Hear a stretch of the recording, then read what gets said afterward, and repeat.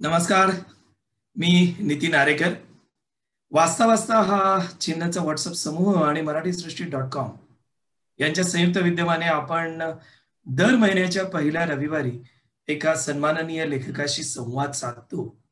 आणि आजचा जो संवाद आहे तो माझ्यासाठी अतिशय महत्वाचा आहे याकरता की 1989 साली या लेखकाची एम.टी. आयवामारू ही कादंबरी मी वाचली आणि त्यानंतर मग अवीर, त्रिमाकासी मॅडम, केफ 5, ऑक्टोबर एंड, किबुज मधला डॅनी इथे आला होता, स्टोरीज, मितवा, मग त्या अवीरचं नवीन रूप अश्वत्थ, एका पाठोपाठ एका कादंबऱ्यांनी मला ते वेड करून टाकलं होतं. मग लिलियनची बखर आली, मग लांडगा ह्या एका इंग्रजी कादंबरीचा मराठीतला अनुवाद वाचनामध्ये आला.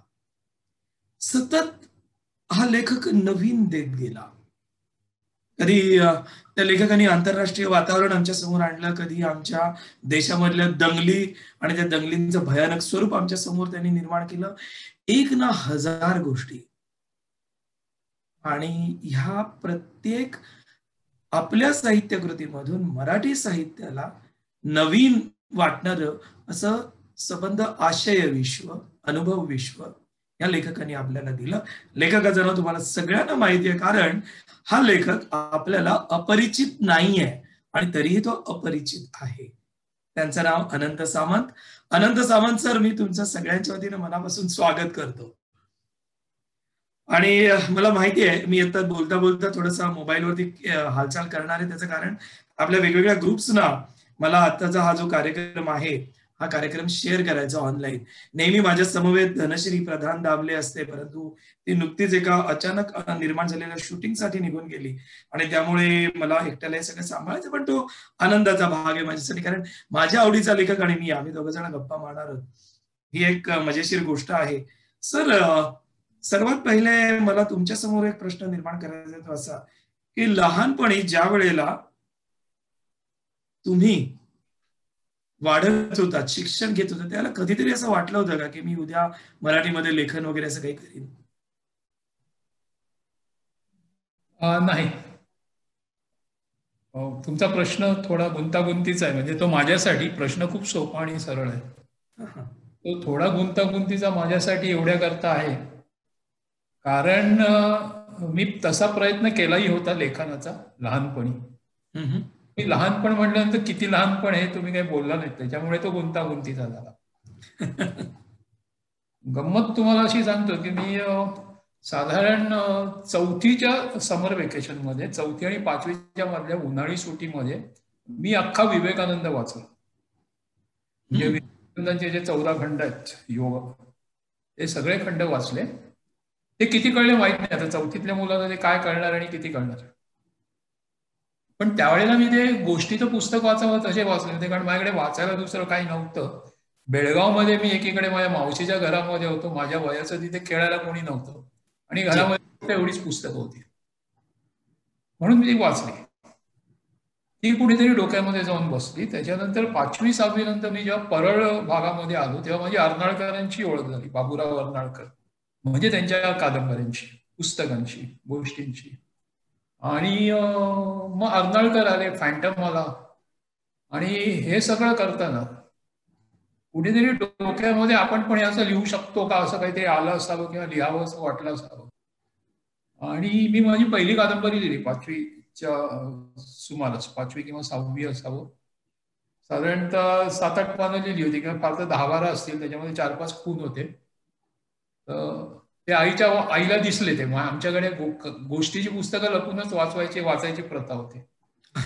असेल तर हो, वाचायचं असेल तर अभ्यासाचंच, गोष्टी आणि खास करून माझ्यासाठी, कारण मी अभ्यासाच एवढा कमी करायचो. जेव्हा वाचतो त्यावेळेला निदान अभ्यासाची पुस्तकं वाचावीत ही आईची प्रामाणिक इच्छा असावी.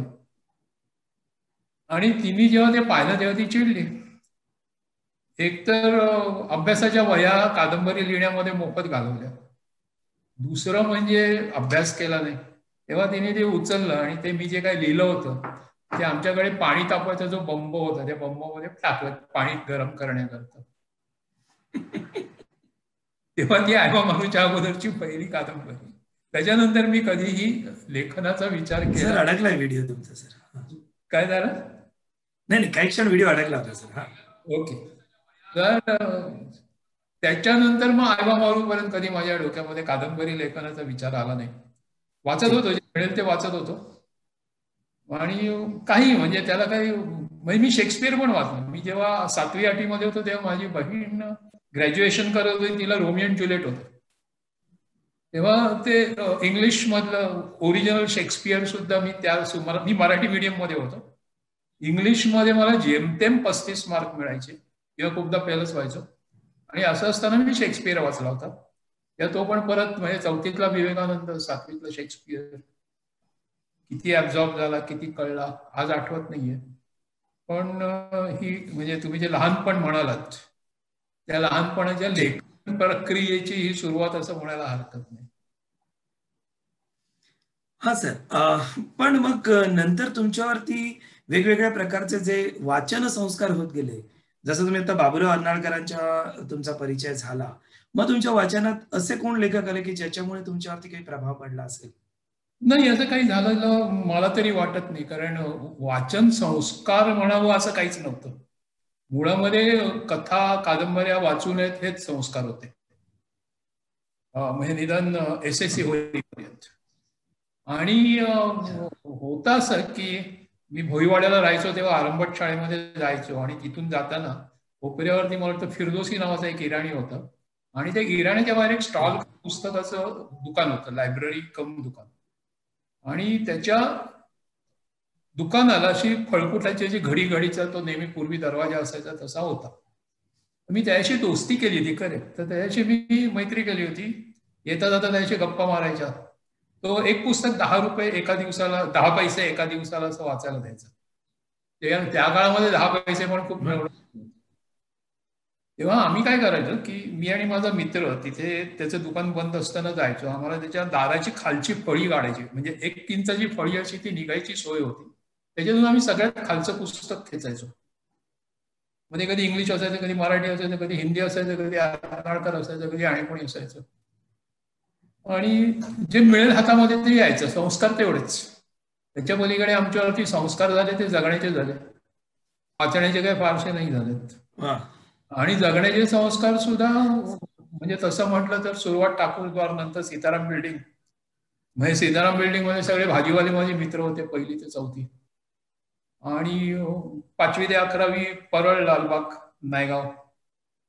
खेळण्याचे, भटकण्याचे, टवाळगोळी करण्याचे जास्त संस्कार झाले वाचनापेक्षा.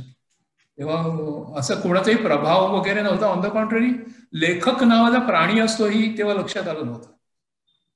म्हणजे लेखक आपण होणं दूरच सोड, पण पुस्तक लेखक लिहितो आणि त्या लेखकाला भेटायचं असतं किंवा लेखक नावाचा एक जिवंत प्राणी असतो. म्हणजे जसं हल्लीच्या मुलांना आंबे झाडाला लागतं का काय माहीत नसतं, तसंच म्हणजे त्यांची आंबे येतात किंवा दुकानातच येतात. झाडावरचे आंबे त्यांनी पाहिलेलेच नसतात. म्हणजे पुस्तकं फक्त दुकानातच असतात. त्याला लेखक बिखक कशा काय फांद्या असतात हे तेव्हा लक्षात आलंच नव्हतं. That's all. सर, मग तुमचं शिक्षण तुम्ही सायन्सला गेलात, आर्ट्सला गेलात, कॉमर्सला गेलात? शिक्षण नाही, मी आर्ट्स सायन्स काहीच केलं नाही. मी शाळेनंतर डायरेक्ट म्हणजे 11वी नंतर कॅटरिंगला गेलो, हॉटेल मॅनेजमेंटला. त्यावेळेला हॉटेल मॅनेजमेंट अख्ख्या भारतामध्ये फक्त 4 कॉलेजेस होती. एक दिल्ली, एक कलकत्ता, एक मद्रास आणि एक मुंबई. त्यातले जे शिवाजी पार्कला होता कॅरिल रोडला, त्या कॅरिल रोडच्या कॉलेजमध्ये मी हॉटेल मॅनेजमेंट करायला गेलो. त्याची गंमत सांगायची म्हणजे आता लोक माझं कौतुक करतात की तू 68-69 मध्ये हॉटेल मॅनेजमेंटला जावं असं तुला वाटलं. पण तो एक विनोदाचाच भाग आहे की शाळेमध्ये ते एक व्होकेशनल गायडन्स नावाचा क्लास चालू झाला होता आणि त्या क्लासमध्ये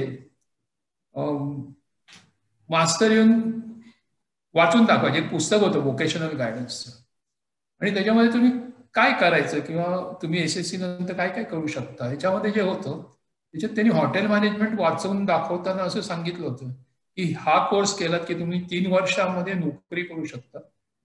ती तुम्ही हॉटेलमध्ये करता तेव्हा काय तुम्हाला खाण्यापिण्याचा काय प्रश्न सुटतोच आणि महिना 300 रुपये कमीत कमी पगार आहे. तर मला ते खूप आवडलं. म्हणजे शाळा संपल्यानंतर फक्त 3 वर्षामध्ये आपण आपल्या पायावर उभं राहायचं आणि रोज हॉटेलमधलं खायचं आणि आपल्याला दिवसाला 10 रुपये मिळणार. तेव्हा वडा 10 पैशाला एक मिळायचा. तेव्हा साधारण त्या हिशोबाने आपण 30 खाऊ शकतो दिवसाला. बटाटे वडे एवढा सुंदर हिशोब करून मी होतो. मला त्या पलीकडे दुसरं काही कळत नव्हतं. पण असं ते सगळं विचित्र जग आणि आयुष्य होतं. तुमच्या एकूणच साहित्य कृतीमध्ये आम्हाला संपूर्णपणे अपरिचित असलेलं जग जे आहे, हे तुमच्या शैक्षणिक कारकिर्दीच्या निवडीपासूनच वेगळं झालं का हो? कारण एम.टी. आळमारू वाचत असताना पहिल्या प्रथम तुमची ती कादंबरी माझ्या हातामध्ये पडली आणि मराठी वाचकांच्या हातामध्ये पडली. अख्खं त्यावेळचं वाचनाचं विश्व अख्खं ढवळून गेलं.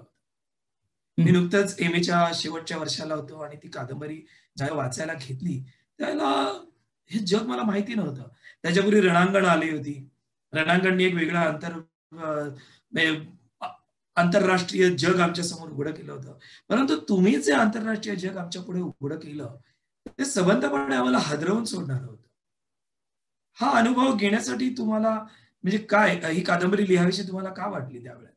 नाही, मी त्याच्या म्हणजे मी एकदम आयवामारूकडे नाही जाणार. मी असं म्हणेन की तुम्ही आयवामारूमध्ये आंतरराष्ट्रीय जग आणलं किंवा मराठीला अपरिचित असं जग आणलं आणि त्याच्यामुळे ते विश्व ढवळून निघालं असं जे म्हणालात, तर मला वाटतं की मी जे जग जमिनीवरच्या कथांमध्ये सुद्धा आणलं, म्हणजे ओ स्टोरीज सारखी कथा की जी मराठीमध्ये मराठी इंग्लिशमध्येही तो विषय अजून आलेला नाही असं मला वाटतं. K5 आहे किंवा या सगळ्यात मी काही लिहिलं तरी त्यांनी जे ढवळायचं ते ढवळून निघालंच. पण मला वाटतं ते पूर्ण माझ्या कुठेतरी आयुष्याशी निगडीत आहे. म्हणजे माझ्या आयुष्याची पहिली आठवण. आपण जर का आपला मोल्ड शोधत पाठीमागे गेलो की आपण कसे घडलो, आपण कसे बनलो, तर हे आत्ता मला म्हणजे मी जेव्हा प्रयत्न करतो माझ्या आठवणीमध्ये शक्य तेवढं मागे जाण्याचा, तेव्हा माझ्या आयुष्यातली पहिली आठवण जी आहे, मला वाटतं मी अविरतमध्ये तिचा उल्लेख केलाय की संयुक्त महाराष्ट्राची चळवळ, की जेव्हा मी साधारण 3 किंवा 4 वर्षाचा होतो असेल, म्हणजे मला आठवणारी ती पहिली ठळक घटना अशी व्हिज्युअलाइज जी मी करू शकतो. ठाकूरद्वारमध्ये आनंद निवास नावाची बिल्डिंग, आनंद निवासचा 4था मजला, त्याला त्या गॅलरीला सिमेंटचे कठडे असे, त्याला दगडाची खाली ग्रिल आणि त्या ग्रिल मधून, कारण माझी उंचीच तेवढी होती, फक्त किती 2-2.5 फूट होती असेल, त्या ग्रिल मधून मी बाहेर बघत होतो खाली आणि सगळा शुकशुकाट होता. समोर खाली ट्रामवे होता, ट्राम्स बंद होत्या, कार बंद होत्या, ट्रॅफिक बंद होत्या आणि माझे वडील पोलीसमध्ये होते, सब इन्स्पेक्टर त्यावेळेला. ते खाली घराच्या एक्झॅक्टली समोर खाली उभे होते समोरच्या फुटपाथवर आणि त्यावेळेला मला दिसत होतं की वरच्या त्यांच्या पाठच्या बिल्डिंगमध्ये पहिल्या मजल्यावरती एक माणूस हातात पाटा घेऊन उभा होता. पाटा वरवंटामधला पाटा की जो त्यांच्या अंगावर फेकणार आहे, हे मला 4थ्या मजल्यावरून दिसतंय.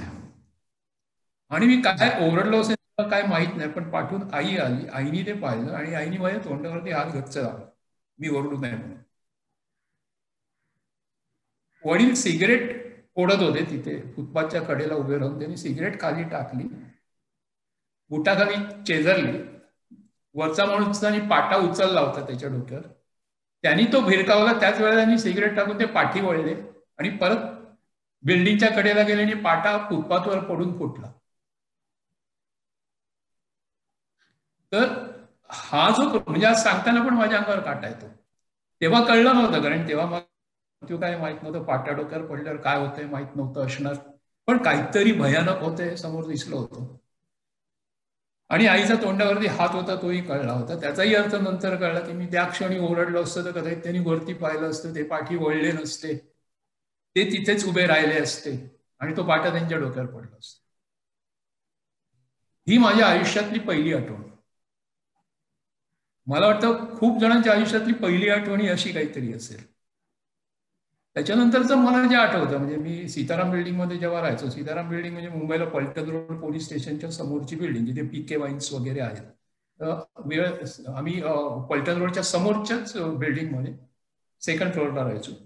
तिथे सगळे भाजीवाले मित्र होते. म्हणजे मी 1ली ते 4थी जे शाळेमध्ये जात होतो तिथे, तेव्हा माझे मित्र माझ्यापेक्षा जे 2-2 फूट उंच आणि दाढी मिशा असलेले होते. शाळेचं नाव लॉर्ड हॅरिस, म्युन्सिपाल्टीची शाळा सेंट जेवियर्सला लागूनच आहे ती. तिथे मी 1ली ते 4थी शिकलो. परत त्या प्रकारचं आयुष्य भाजीवाल्यांबरोबर, त्यांच्या मुलांबरोबर प्रॉपर मार्केटमध्ये आम्ही खेळायचो. तिकडच्या पक्ष्यांच्या ह्याच्यामध्ये किंवा प्राणी सुद्धा तिथे विकले जायचे. त्या वातावरणामध्ये लहानाचा मोठा होता परळ आणि भोईवाडा. आणि परळ आणि भोईवाड्यामध्ये परत शिवसेनेचं नुकतीच येत होती. म्हणजे 5वी ते 11वीचं जे वातावरण आहे त्या शेजारी कामगार मैदान होतं. कामगार मैदानामध्ये आत्रे डांगे, म्हणजे तेव्हा कळत नव्हतं आपण काय ऐकतोय काय बघतोय.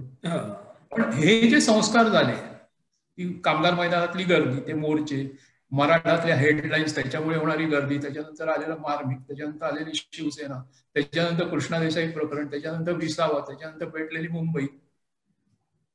आणि ह्या सगळ्या हे जे सगळं घडत होतं त्याच्यामध्ये असलेला एक ज्वाज्वल्यता, त्याच्यातला एक प्रिन्सिपल्स, एथिक, कॉन्शियस, ह्या सगळ्यामध्ये कुठल्याही साहित्यापेक्षा आपल्यावर संस्कार करायची अधिक ताकद होती. आणि मला त्या संस्कारातून आल्यानंतर मग माझं जगाकडे बघायचा दृष्टिकोन कदाचित वेगळा झाला असेल, की जिथे मला आयवा मारू सापडायला लागली, जिथे मला ओस्टोरीस सापडायला लागली, की जिथे K5 लक्षात आली. म्हणजे K5 ही मी अनेकदा बोललो आहे की K5 दंगलीच्या अगोदर लिहिली गेली. K5 मधली जी दंगल आहे ती घडण्याच्या अगोदर काही दिवस K5 लिहिले. मी निदान महिनाभर आधी K5 लिहिले. तेव्हा हे जे सगळं आपल्या आतमध्ये मुरत जाणं असतं ना, त्याच्यामधून हे म्हणजे जे लिखाणाचा संस्कार असतील किंवा जो मोल्ड असेल तो आला.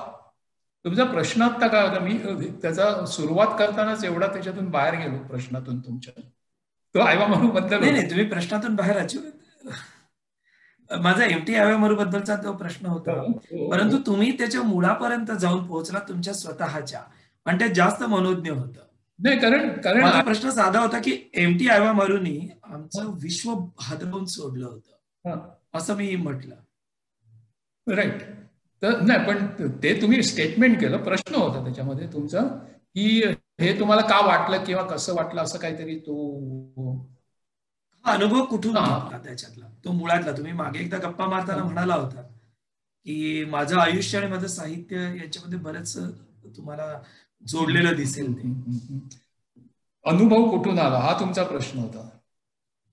Okay, yes. तर म्हणजे मी हॉटेल मॅनेजमेंट केल्यानंतर, मगाशी आपण जे होतो की SSC नंतर हॉटेल मॅनेजमेंट, हॉटेल मॅनेजमेंट करताना विचार असा होता की 3 वर्षामध्ये आपण बाहेर पडायचं.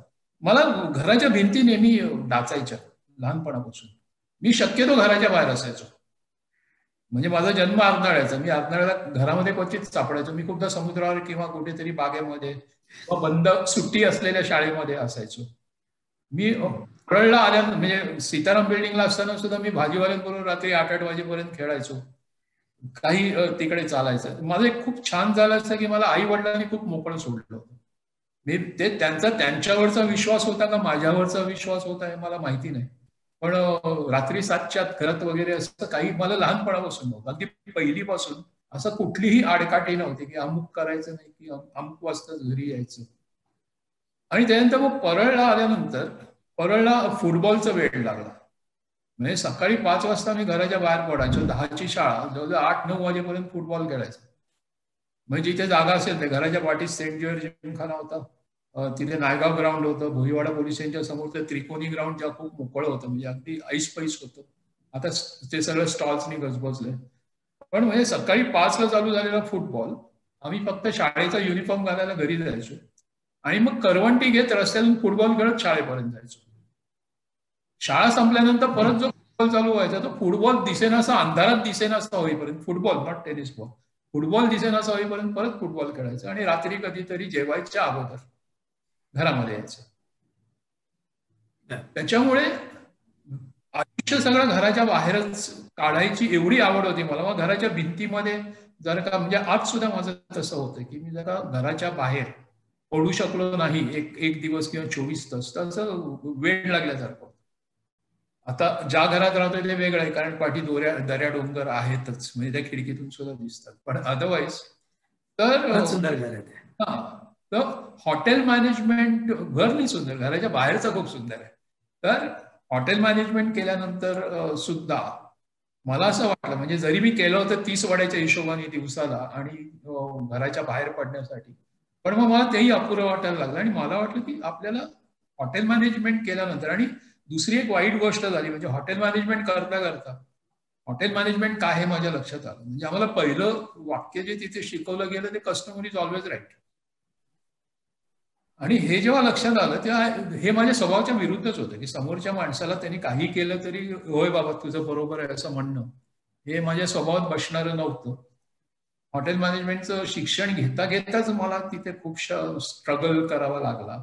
आणि मग बाहेर पडताना ह्या स्वभावामुळे मी कुठल्याही 5 स्टार हॉटेलला जाण्याऐवजी एस्ट्रेला बॅटरीजचं कॅन्टीन चालवायला घेतलं. म्हणजे ही मला वाटतं 73 मधली गोष्ट आहे. म्हणजे त्यावेळेला मला वाटतं मेहतांची युनियन होती, लाल बावटा होता, शिवसेना होती आणि काँग्रेस, असे 4 स्ट्रॉंग युनियन्स होत्या. एस्ट्रेला बॅटरीचा माझ्या अगोदरचा मॅनेजर 21 फ्रॅक्चर्स होऊन सायन हॉस्पिटलला ऍडमिट होता. आणि तो मुरलेला मॅनेजर होता, भैया होता.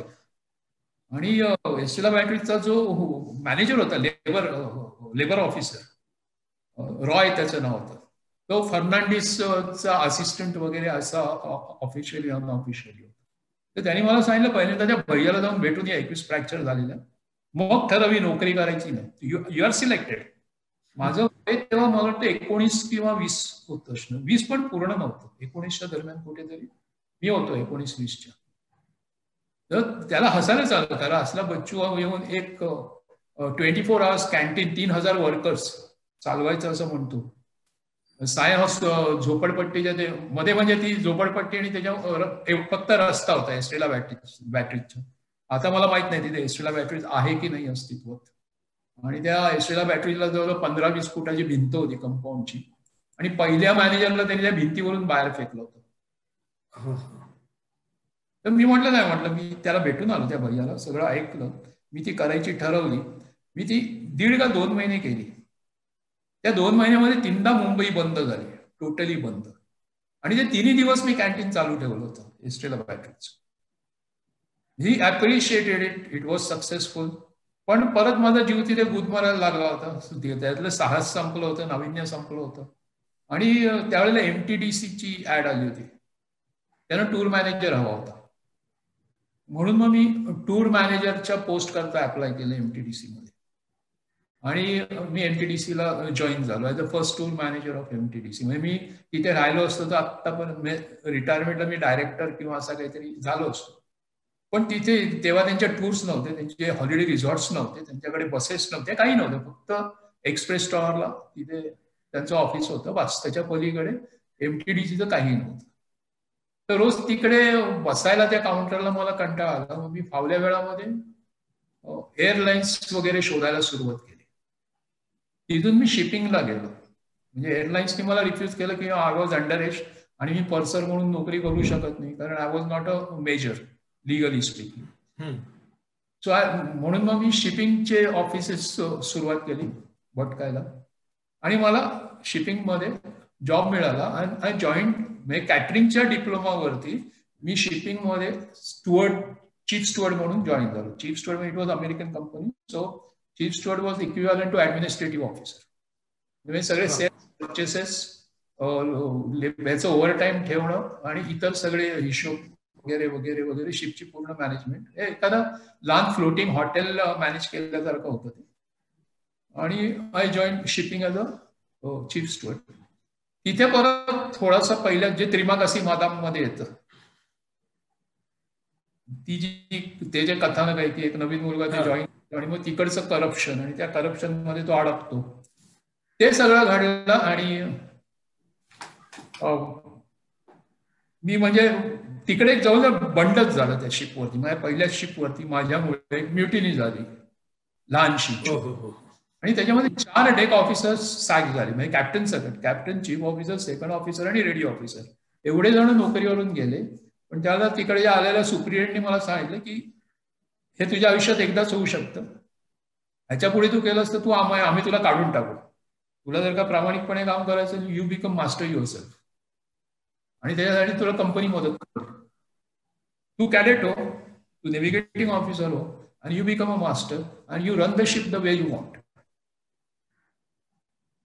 म्हणून कंपनीने मला कॅडेटशिप दिली आणि मी नेव्हिगेशनकडे वळलो. त्याच्यातून ह्या आयवा मारूचं जगणं आलं, आणि हे आयवा मारूचं जगणं जे आलं किंवा हे जे अनुभव आले, हे अनुभव कुठेतरी साचत गेले. ते खूप छान हा प्रवास थोडासा आणखी मोठा आहे, थोडा आणखी तुम्हाला सुरुवात जाऊया ना, आपण पुढे जाऊया त्याच्यात. ओके.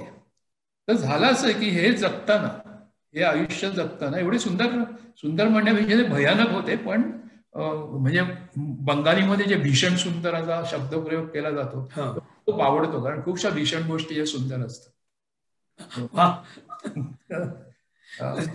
सुभाषितासारखं वाक्य आलंय. तर किंबहुना मी परत एक क्षणभर थांबवतो तुम्हाला. तुमच्या कादंबऱ्यांमध्ये कितीदा तरी अशी पटापट पटापट वाक्य येऊन जातात की तुम्हाला नेहमीच्याच गोष्टीकडे एका वेगळ्या अँगलने बघायला भाग पाडतात. आपण त्याच्याबद्दल नंतर बोलूया, पण आता प्लीज कंटिन्यू करूया. Yes, sure. तर मी पहिली माझी जी कथा लिहिली, म्हणजे मी ती कथा म्हणून लिहिली नव्हती. तेव्हा मला शिपवरती काय होतं की तुम्ही एकटे असता, स्पेशली त्या वयामध्ये माझ्या, म्हणजे अजून मी 21ला पोहोचलो नव्हतो, अजून 20 मध्येच होतो. आणि हे सगळे येणारे, त्या काळामध्ये परदेशी सहसा कोण जात नव्हते. परदेशाबद्दल आपल्या मराठी जगामध्ये मध्यमवर्गीय फारच थोडी माहिती होती, आणि मला तर नव्हतीच. जे सगळं दिसत होतं ते जेवढं अनाकलनीय होतं ते मी खूपदा पत्र लिहित होतो घरी. त्या काळामध्ये आपल्याकडे सॅटेलाइट नव्हते, त्याच्यामुळे मीडिया नव्हता, मोबाईल्स नव्हते, फोन करणं घरी खूप कठीण होतं. घरामध्ये पण फोन तेव्हा होताच असं नाही, फोन असला तर तो बंद असायचा. ते पत्र हा एकच साधन होतं, आणि पत्र जायला साधारणतः महिना लागायचा, उत्तर यायला महिना लागायचा, घरी किंवा कोणालाही पाठवलेलं. त्याच्यामुळे मग पत्र असं ते महिनाभर तुम्ही लिहित राहायचं, असं म्हणजे 4-5 पानं वगैरे व्हायचं, आणि जे सुचेल ते तुम्ही लिहायचं, दिसेल ते लिहायचं. आणि त्याच्यामध्ये एक मित्राला लिहिलेल्या पत्रामध्ये मला एक व्हिएतनामी मुलगी, म्हणजे त्या काळामध्ये व्हिएतनाममध्ये खूप युद्ध भयानक चालू होतं, आणि व्हिएतनाम मधली माणसं, म्हणजे आपल्यासारखी मिडल क्लास माणसं, मिळेल ती जहाज, बोट, मार्ग काही शोधून व्हिएतनाम मधून बाहेर पडून आयदर सिंगापूर, मलेशिया वगैरे इथे जात होते. आणि तशी एक बोट मला दिसली, म्हणजे आम्हाला भेटली, आमच्या शिपला भेटली, आणि त्याच्याबद्दल मी बेलिंदामध्ये पहिलं ते, म्हणजे तो जो इन्सिडन्स तो दिसला, तो मी पत्रातून माझ्या मित्राला कळवला. म्हणजे ती जी कथा आहे ती, म्हणून त्या मुलीची कथा आहे. थोडक्यात सांगायचं तर जी फुटलेली बोट होती ते अक्षरशः आमच्याकडे अन्नधान्याची भीक मागत होते. पण त्यावेळेला आम्ही रेड चायनाला चाललो होतो. आम्ही त्या हातावर या म्हटलं, आम्ही तुम्हाला घेऊन जातो, कारण त्यांची जी बोट होती छोटीशी होडकं, ते एवढं वाईट अवस्थेत होतं की त्यांना कुठेही त्या होडक्यातून जाता येणं शक्य नव्हतं. पण त्यांना रेड चायनात पण यायचं नव्हतं, ते आगीतून फुपाट्याचा गेल्यासारखं झालं असतं त्यांच्यात. सो त्यांनी ते नाकारलं, आणि ते म्हणाले फक्त मला डिझेल खायला प्यायला द्या, आणि ते अक्षरशः भीक मागत होते सगळ्या गोष्टीची. आणि त्यावेळेला एक मुलगी होती तिथे 17-18 वर्षाची, जी डोलकाठीला टेकून उभी होती. ती जणू काय आपण याच्यातले नाहीच. तिला ते सगळं असं मानहानिकारक वाटत होतं की तुम्ही कशाची तरी भीक मागता दुसऱ्याकडे. ती मरायला तयार होती, पण तिला लाचार व्हायचं नव्हतं. आणि ते आम्हाला सगळ्यांनाच कळत होतं, माझ्या सकट सगळे खलाशी ऑफिसर्स. आणि त्या मुलीची कथा म्हणण्यापेक्षा ती घटना मी पत्राने माझ्या मित्राला कळवली. त्या मित्राचं पत्र त्याच्या बायकोनी वाचलं. ती म्हणाली मी सुट्टीत आलो त्या याच्यावर कथा लिही म्हणून. मी म्हटलं की म्हणजे तोपर्यंत मी विचारही केला नव्हता की मी काही लिहू शकतो किंवा त्याच्यातून कथा होऊ शकते किंवा आपल्याला लेखक व्हायचंय. नाही, मला असं काहीच करायचं नव्हतं. मी ते टोटली रिफ्यूज केलं. मी परत गेलो जहाजावरती, आणि तेव्हा तिने ते पत्र विद्याबाळना पाठवलं, किंवा मला वाटतं मायनाकडून तिनेच काहीतरी कोणते पत्र विद्याबाळना पाठवलं. आणि विद्याबाळनी ते स्त्रीमध्ये कथा, माझी ती पहिली कथा म्हणून ते प्रकाशित झालं, आणि ती प्रचंड गाजलं. म्हणजे त्यावेळेला स्त्री त्या काळामध्ये, ही 1980 मधली गोष्ट आहे, मला वाटतं 1980 जून असेल. तर स्त्री हे त्या काळामध्ये अतिशय प्रतिष्ठित, म्हणजे स्त्री आणि किर्लोस्कर दोन मासिक होती, आणि त्याच्यात कथा येणं किती भाग्याचं आहे वगैरे मला काहीच माहित नव्हतं, मला जाणीवही नव्हती. ते येईल हेही मला माहित नव्हतं. त्या कथा आल्यानंतर मला कळलं, आणि त्याच्यावर विद्या बाळांचं एक पत्र आलं की तुम्हाला असं काही वाटलं तर परत लिहा, आम्ही ते जरूर छापू, आम्हाला प्रसिद्ध करायला आवडेल. आणि ही जी पहिली कथा आहे, मला अजून म्हणजे आज आश्चर्य वाटतं, ही कथा मी कथा म्हणून लिहिलीच नव्हती. म्हणजे मला माहित नव्हतं मी कथा लिहितोय, ती कथा म्हणून लिहिली गेली नव्हती.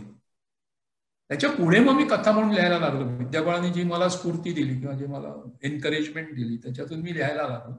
आणि पुढे मी 4 कथा त्यांना दिलेल्या, अशा पहिल्या 5 कथा माझ्या, कदाचित मराठीतलं रेकॉर्ड असेल की साभार परत न येता स्त्रीमध्ये एका पाठोपाठ एक छापल्या जावेत, प्रसिद्ध व्हावेत.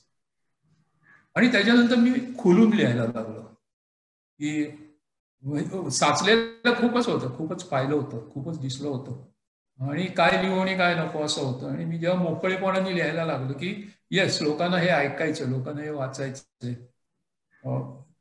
तेव्हा मग जे मी लिहिलं ते मला पहिल्यांदा विद्या बाळांनी परत पाठवली, माझी 6वी कथा, माझी 7वी कथा परत पाठवली.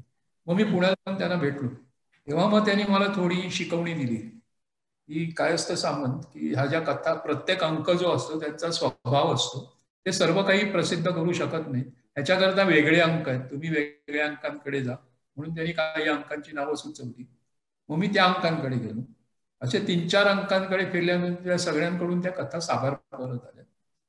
त्या सगळ्या कथा साभार परत आल्यानंतर, आणि त्या मला खूप आवडल्या होत्या. म्हणजे माझ्या पहिल्या कथेपेक्षा त्या अतिशय, म्हणजे पहिली कथा मला दाखवायला कुणालाही खूप दिवस लाज वाटत होती की ही कथा म्हणून लिहिली म्हणून, त्यातला कमतरता मला जाणवत होत्या, उणीवा. तर आणि ह्या मला अतिशय आवडलेल्या जर का ते प्रसिद्ध करत नसतील आणि जर का ते मराठीत प्रसिद्ध होऊ शकत नसतील तर ह्याच्या पुढे लिहायचं नाही असं मी ठरवून टाकलं. आणि मी साहित्य संन्यास घेतला. दॅट वॉज इन 81-82 मध्ये मी ह्याच्या पुढे लिहायचं नाही असं ठरवलं. पण झालं असं की पहिल्या कथेपासून मला उज्ज्वला त्रास देत होती. म्हणजे पहिली कथा आल्यानंतर जेव्हा विद्याबाळांचं पत्र आलं तेव्हा मला पहिल्यांदा उज्ज्वलाची कथा लिहावी अशी वाटत होती, पण ती सापडत नव्हती, ती असं लिहिली जात नव्हती, तर लिहायचा धीर होत नव्हता. आणि अर्थात आता कळतं की तेव्हा ती लिहिली असती तर कोणीच प्रसिद्धही केली नसती. तर हे झाल्यानंतर मी जेव्हा ठरवलं की आता ह्याच्या पुढे आपण प्रसिद्धीला द्यायचं नाही, जे काय लिहायचं ते आपल्यासाठी लिहिलं तर पहिलं लिहायचंच नाही असं ठरवलं होतं. पण ती अस्वस्थता एवढी वाढली, आणि त्याच काळामध्ये मी एक सुरू केलेलं प्रोजेक्ट, म्हणजे कोर्टामध्ये गेला आणि माझा सगळा कमाई त्याच्यामध्ये बुडाली. I was totally lost. म्हणजे जगण्यासाठी पैसे नव्हते, तेव्हा करायचं काय वगैरे असं कळत नव्हतं. त्या घरात भाचवंड होती, त्यांच्या जुन्या वया घेऊन त्याच्यातले कागद फाडून उज्ज्वलाची कथा लिहायला सुरुवात केली. तेव्हा एक मित्र होता माझा आर्किटेक्ट प्रदीप देशमुख म्हणून, तो त्याला मी हे बोललो होतो, थोडक्यात ती कथा सांगितली. तो म्हणाला, अरे असं तू विचार सोडून ते तू काय लिहितोयस वगैरे, लिहायला सुरुवात कर. आणि म्हणून ही कथा लिहिता लिहिता, म्हणजे ती कोणाला द्यायची नव्हती, त्याला वेळेचं बंधन नव्हतं, त्याला जागेचं बंधन नव्हतं, की मासिकासाठी देण्याची गरज नव्हती किंवा ती कुणालाच देण्याची गरज नव्हती. तेव्हा 1983 मध्ये मी आयवामारू लिहून प्रसिद्ध केली, तेव्हा ती आत्ताच्या स्वरूपामध्ये होती. म्हणजे मी कादंबरी लिहितोय हे तेव्हा मला माहित नव्हतं. लिहिल्यानंतर सुद्धा मी कादंबरी लिहिली हे मला माहित नव्हतं. कारण कथा, कादंबरी, दीर्घकथा असले लहानसहान फरक मला जेव्हा कळलेच नव्हते. मी साहित्यिक नव्हतो, मी लेखक नव्हतो, आणि मला कुठलाही साहित्यिक, लेखक, समीक्षकाला मी ओळखत नव्हतो. तेव्हा असले बारकावे मला माहित नव्हते. आणि ते लिहून मध्ये काय सगळं ते रद्दी झाली, ती कपाटामध्ये बंद केली. घरामध्ये फक्त आई आणि बायको होती, त्या दोघींनी ती वाचली आणि मग ती कपाटामध्ये. आणि तेव्हाच बायकोनी सांगितलं, दर्शनाने, की ही तू देऊ नकोस प्रसिद्धीलाही, कोणी छापणार नाही, मराठीमध्ये ही प्रसिद्ध होणं अशक्य आहे. तुझ्या जर का अगोदरच्या ह्या साध्या सुध्या कथा प्रसिद्ध होत नसतील, बोल्ड आहेत म्हणून, तर ही तुझी कोण प्रसिद्ध करणार आहे, आपण ठेवून देऊया. काय म्हणजे त्याच्यातली काही गंमतच आम्हाला कळली नव्हती प्रसिद्धीतली तेव्हा, आणि आत्ताही अजूनही कळलेली नाही. पण त्याच्यानंतर 83 ते 86 ती कपाटामध्ये बंद होती. आयवा मारू. ती कुणालाही दाखवली नव्हती, मी कोणाला सांगितलं, अर्थात मी ओळखतही नव्हतं कोणाला, लिहिली असं सांगायला. आणि ती एका माझ्या भावाच्या हातामध्ये चुकून पडली, घरी आलेला असताना त्यांनी ती वाचली, आवाज भाऊ आणि आते भाऊ. आणि तो म्हणायला लागला की आनंद, हा माइलस्टोन आहे वगैरे, यू मस्ट प्रिंट इट. कोणाला इथे कोणी हसत हसत प्रसिद्ध करेल. म्हटलं घेऊन जातो, तू प्रसिद्ध कर. कारण तो प्रिंटिंग मध्येच होता, पण तो खोके ऍडव्हर्टाइजमेंट प्रिंटिंग मध्ये किंवा पॅकेजिंग मध्ये होता तो, म्हणजे कार्टून्स, कॅलेंडर्स अशा प्रकारच्या प्रिंटिंग मध्ये होता. पुस्तकं तो छापत नव्हता. पण त्याचे वडील जे होते ते पहिल्यापासून पब्लिकेशन मध्ये होते. म्हणजे बॉम्बे बुक डेपो हा त्यांनी कितीतरी वर्ष मॅनेज केला होता, साहित्यातल्या लोकच होते. तर त्याचं नाव KR सामंत. तर तो घेऊन गेला ते, आणि मग काही दिवसांनी परत ते प्रसिद्ध होत नाहीये म्हणून त्यांनी परत आणला. मग त्याचे वडील घेऊन गेले त्या हस्तलिखित, मग त्याचा भाऊ घेऊन गेला. असं त्यांनी विविध लोकांकडे गेल्यानंतर ते 6 प्रकाशकांनी परत आणलं, परत केलं आयवा मारू. आणि प्रत्येक वेळा ते परत आलं की मला आनंद व्हायचा की बघ, मी तुला सांगितलं होतं ना घेऊन जाऊ नको म्हणून. हे प्रसिद्ध होणार नाहीये, मी लिहिलेलं कोणीही प्रसिद्ध करणार, याच्यात एवढा आनंद वाटायचा मला. I was proud of it. की की नाही बाबा, त्यांना हे पेलवत नाही, आपण त्यांना पेलवत नाही. ही गोष्ट मला माझी पहिली कादंबरी प्रसिद्ध व्हायच्या आधीच खूप आवडायला लागली होती. शेवटी जी ती ज्या प्रकाशकांकडे गेली, म्हणजे ऍक्च्युली पॉप्युलरकडे रामदास भटकळांनी मला सांगितलं की आम्ही सध्या मराठी रियासतीचं काम करतोय आणि आम्हाला एवढ्यात प्रसिद्ध करता येणार नाही आणि थांबवून ठेवू नका आणि खूप महत्वाची. आणि तेव्हा मी ती घेऊन, म्हणजे त्यांनी मला एवढं जाड ते बाड होतं हस्तलिखिताचं. आणि तेव्हा मला हार्ट प्रॉब्लेम, ही 89 मधली गोष्ट, म्हणजे 83 पासून 83 मध्ये लिहून पूर्ण झाली होती. ही 89 मधली गोष्ट आहे. ही मला हार्ट अटॅक येऊन गेला होता, वजन उचलायचं नव्हतं, रेल्वेने प्रवास करायचा नव्हता. तर मी पॉप्युलर मधून ताडदेवच्या त्यांच्या ऑफिसातून ते बाड घेऊन निघताना मला कोटावळ्यांनी, आपलं सॉरी भटकळांनी मॅजेस्टिकचा पत्ता दिला होता. फिनिक्स मध्ये होतं तेव्हा ऑफिस. आणि त्यांनी मला सांगितलं होतं अंदाजे एवढ्या अंतरावरती. म्हटलं चला आपण जाऊ, बहुतेक टॅक्सीने मिनिमम मध्ये किंवा थोडंसं जास्त होईल, वजन उचलून बोरविलीपर्यंत न्यायला नको ताडदेववरून. त्या एका विचाराने मी ते जाऊन म्हटलं मॅजेस्टिक मध्ये तात्पुरतं ठेवा आणि नंतर कधीतरी वेळ मिळेल तेव्हा घेऊन येऊ. म्हणून मॅजेस्टिक मध्ये गेलो. तिथे योगायोगाने अशोक कोठावळे टेबलावरती बसलेले होते, त्यांच्यासमोर ते बाट ठेवलं. गंमत म्हणजे त्यांना वाटलं की मी स्टेशनरी विकणारा माणूस आहे म्हणून. त्यांनी मला स्टेशनरी नको, काही सध्या करत नाही असं म्हणून सांगितलं होतं तेव्हा. पण त्यांना ते कादंबरी आणि तिचं नाव आयवा मारू आहे असं ऐकल्यानंतर, आणि माझं नाव त्यांना माहीतच नव्हतं, माहीत असण्याची गरज नव्हती, ते त्यांनी ठेवून जा म्हणून सांगितलं. आणि योगायोगाने मला वाटतं तेव्हाच किंवा दुसऱ्या दिवशी वगैरे पुण्याला जाणार होते, त्याच्यातले काही कागद घेऊन गेले बरोबर, त्याच्यामध्ये ते अडकले आणि त्यांनी ते प्रसिद्ध करायचं ठरवलं. आणि त्यांनी ते प्रसिद्ध करायचं ठरवल्यानंतर सुद्धा ते मला कॉन्टॅक्ट करायचा प्रयत्न करत होते, पण हस्तलिखितावरती कुठेही माझा पत्ता नव्हता. मला त्यांनी विचारलं, शोधलं साहित्य विश्वामध्ये की आनंद सामंतला कोण ओळखतं का. त्यांना ओळखणारं कोणी सापडलं नाही, कारण स्त्रीमधल्या विद्याबळ सोडून बाकी कुणाला ते माहीत असण्याची काही गरज नव्हती. त्याच्यामुळे परत मी कधीतरी 3-4 महिन्यांनी कॉन्टॅक्ट करेपर्यंत ते तिकडेच होतं. मला वाटतं अशोक कोठावळेंनी सुद्धा निवडलेलं तर पहिलं पुस्तक असावं आयवा मारू हे. मला 6 प्रकाशकांनंतर आयवा मारू स्वीकारणारा हा पहिला प्रकाशक मिळाला.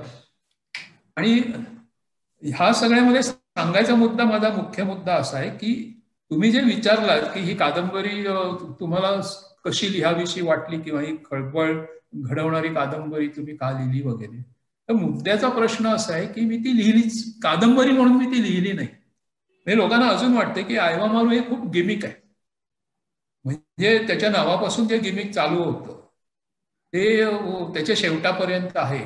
आणि ही एक काहीतरी असे वाचकाला पकडणारी अशी एक फॉर्म्युलाबाज कादंबरी आहे असं अनेकांचं, म्हणजे मी हे माझ्या समोर प्रत्यक्ष ऐकलेलं आहे. तोही इन्सिडन्स तुम्हाला सांगतो.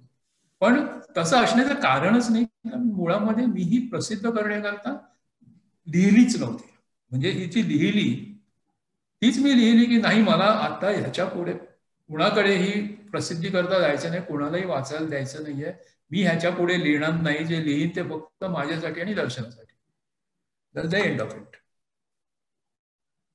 मी तुम्हाला जे सांगितलं हे गिमिक असं लोकांना वाटायचं, कारण मी नंतर कधीतरी काही खूप वर्षांनी मी जेव्हा मॅजेस्टिकमध्ये विक्री करता बसायला लागलो काही महिने काही वर्ष, तेव्हा तिकडे मी कोणाला सांगत नसायचो मी लेखक आहे किंवा मी आनंद सामंत आहे.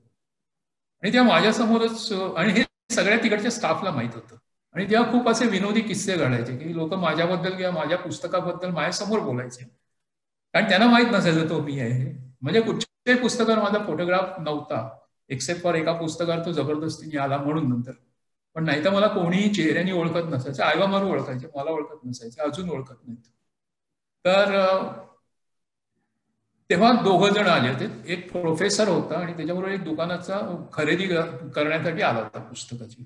तो प्रोफेसर त्या दुकानदाराला सांगत होता की, तेव्हा अविरत पण आली होती, हे आनंद सामंत आहेत, ह्यांना एक छान फॉर्म्युला मिळालेला आहे प्रसिद्धीचा. ते काहीतरी विचित्र नाव ठेवतात कादंबरीचं, आणि त्याच्यामध्ये असं दर काही पानांनी सेक्स येतो, काहीतरी बोल्ड असं येतं, काहीतरी खळबळजनक येतं, आणि मग ते वाचकाला पकडून ठेवतं, असं ते काहीतरी लिहितात. पण ते अगदी पक्के असे फॉर्म्युलाबाज लेखक आहेत, हे तो माझ्या समोर सांगत होता. आणि मॅजेस्टिकच्या दुकानातले सगळे असे छान मस्त असत होते, कारण तो प्रोफेसर पण नावाजलेला प्रोफेसर होता, त्याला ते ओळखत होते. आणि असे विनोदी किस्से खूप झाल्यानंतर अतिशय, म्हणजे आयवा मारूच्या बाबतीत तर त्यांना काही एंडच नाही, ते अजून घडतात. म्हणजे त्याच्यातला दुसरा एक किस्सा तुम्हाला सांगतो की हे जेव्हा कळलं एका समीक्षकाला की हे 6 जणांनी परत केलंय किंवा काय, तेव्हा त्यांनी मला सांगितलं, सामंत तुम्हाला आतली गोष्ट माहित नाही की ते मासिकांनी तुमचे हे परत करायला लागले, कारण त्यांना वाटलं की तुम्हाला एक इंग्लिश कथांचं पुस्तक मिळालंय आणि तुम्ही त्यातली एक एक कथा ट्रान्सलेट करत चाललाय. तेव्हा हे कधीतरी उघड होणार. आणि त्याच्या पुढची एक गोष्ट तुम्हाला अतिशय सुंदर सांगतो, म्हणजे लोकांना एवढी खात्री होती की आयवा मारू ही ओरिजिनल मराठी माणूस लिहूच शकत नाही, याची एवढी खात्री होती की एका खूप नावाजलेल्या समीक्षकाने हे मला सांगितलं की आम्हाला पुस्तक मिळालेलं आहे ज्याच्यावरून तुम्ही आयवा मारू ट्रान्सलेट केलात, हे ओरिजिनल इंग्लिश पुस्तक कादंबरी आम्हाला मिळालेली आहे, आणि आम्ही पुढच्या महिन्यात तिचं नाव जाहीर करणार आहोत, आणि ते करू नये असं वाटत असेल तर तुम्ही त्याचं नाव आधी जाहीर करा. तर मी तुम्ही जरूर जाहीर करा, आज सांगा मी तुम्हाला 1 लाख रुपये देतो म्हटलं. आयवा मारू ज्या कादंबरीवरून लिहून गेली तिचं नाव तुम्ही सांगा. आणि ही खोटी गोष्ट नाहीये, रविप्रकाश कुलकर्णी याला साक्षी आहेत. ते कदाचित हे ऐकत असले आणि त्यांना तुम्ही विचारलं तर तो समीक्षकाचं नाव ते तुम्हाला सांगू शकतील का, ते आठवत असेल तर. कदाचित त्यांच्या खूपशा कामामध्ये ते विसरून गेले असतील तो समीक्षक कोण होता ते. पण असे आयवा मारूच्या बाबतीमध्ये प्रचंड वेगळे वेगळे किस्से घडलेले आहेत. त्याच्यामुळे ही आयवा मारू बद्दलची जी सगळी विधान आहेत की म्हणजे त्याची निर्मिती प्रक्रिया किंवा ती कशी लिहिली गेली वगैरे, हे ह्याला काही अर्थच नाहीये, कारण त्याला प्रक्रियाच नाहीये. किंवा ते का लिहिलं ह्याचाही अर्थ नाहीये. तुम्ही प्रश्न न विचारता पाहिजे तर मी तुम्हाला आणखी पुढची गोष्ट सांगतो, म्हणजे आयवा मारूच्या निर्मितीबद्दलची किंवा एकंदर निर्मिती हा माझ्या आकलनातली, कारण मी कॉमर्स, सायन्स, आर्ट्स या कुठल्याच फॅकल्टीला गेलो नाही, मी साहित्याचा फारसा अभ्यास केलेला नाही, तर मला हे शब्दच खूप जड जातात. निर्मिती प्रक्रिया, प्रतिभा, परिप्रेक्ष्य वगैरे वगैरे, हे सगळे असे खूप असे कठीण कठीण शब्द आणि वाक्य असतात, ही मला जमत नाहीत आणि मला कळतही नाहीत खूपदा. पण मी काल लोकमत मधल्या ज्या लेखामध्ये लिहिले निर्मिती प्रक्रियेबद्दल, ही निर्मिती प्रक्रिया अशी काही नसतेच, म्हणजे ती लेखकाकडे नसते. लेखक ही निर्मिती प्रक्रिया करू शकत नाही, ही प्रक्रिया निसर्ग आपोआप करत असतो. म्हणजे अगदी थोडक्यात जर का सांगायचं तर अगदी पृथ्वीच्या उत्पत्तीपासून सगळ्यात ओरिजिनल किंवा शुद्ध निर्मिती प्रक्रिया जी आहे ती स्त्री पुरुषापासून होणाऱ्या मनुष्याच्याच उत्पत्तीची. ही जी मनुष्याची उत्पत्ती असते ही पूर्ण नैसर्गिक असते. म्हणजे ह्याच्यामध्ये तो जवळजवळ निसर्ग निर्मात्याचं किंवा निसर्गाचं काम करत असतो. He is creating himself. तो स्वतःला जन्म देत असतो. ते दोघं जण मिळून, स्त्री आणि पुरुष. ह्याचं दुसरं एक उदाहरण घेतलं तर शिंपला जो असतो, त्या शिंपल्याचे 2 पाक जेव्हा उघडतात आणि त्याच्यामध्ये एखादा वाळूचा कण जातो आणि त्या वाळूच्या कणाबरोबर कदाचित थोडंसं आभाळ, थोडंसं पाणी येत जातं आणि ते शिंपला घट्ट बंद होतो आणि त्याच्यानंतर प्रक्रिया होऊन आतमध्ये मोती तयार होतो. हा मोती शिंपला नाही तयार करत. ह्याची जी प्रक्रिया, ही प्रक्रिया शिंपला नाही करत. तो त्याला कारण असतो, निमित्त असतो, पण तो करता नसतो. सिमिलरली तुम्ही जर का धरलात की हा शिंपल्याचे 2 पाक आहेत, तर असं झालं की वरचं आभाळ आहे, खालची माती आहे. ज्या वेळेला आभाळ मातीवरती कोसळतो तेव्हा मातीतून जी निर्मिती होते ती निर्मिती मातीही करत नाही, आभाळही करत नाही, ती निर्मिती होते. ही प्रक्रिया आहे. तसंच मला वाटतं की निसर्ग आणि मन, म्हणजे वरचा पाक निसर्ग आहे धरा, खालचा पाक मन आहे असं धरा, आणि त्यामध्ये जे आजूबाजूचं भोवताल शिरतं आतमध्ये, जेवढी त्या शिंपल्याची कपॅसिटी असेल, जेवढी त्याची ताकद वकूब असेल, त्या वकुबाने तो आतमध्ये जो सभोवताल घेतो आणि तो शिंपला बंद होतो, त्याच्यामधून आतमध्ये जी काही निर्मिती तयार होते ती निर्मिती साहित्य किंवा कला असते. ती कधी मूर्ती असते, कधी चित्र असते, कधी संगीत असते. पण कुठचीही निर्मिती ही माणसाने केलेली निसर्गाची प्रतिकृती करण्याचा प्रयत्न, सहसृजनाचा प्रयत्न, समसृजनाचा प्रयत्न असतो. आणि हा आपोआप घडतो. म्हणजे जशा न्यूझीलंड मधले केव्ज आहेत आणि त्या केव्ज मध्ये वरून पाणी झिरपत जातं आणि आतमध्ये मग अनेक प्रकारच्या वनस्पती निर्माण होतात, काजवे तयार होतात, पक्षी येतात, प्राणी असतात, फुलं असतात. त्या जमिनीवरती नाही होऊ शकत, त्या फक्त त्याच गुहेमध्ये होतात, दुसऱ्या गुहेत सुद्धा नाही होऊ शकत.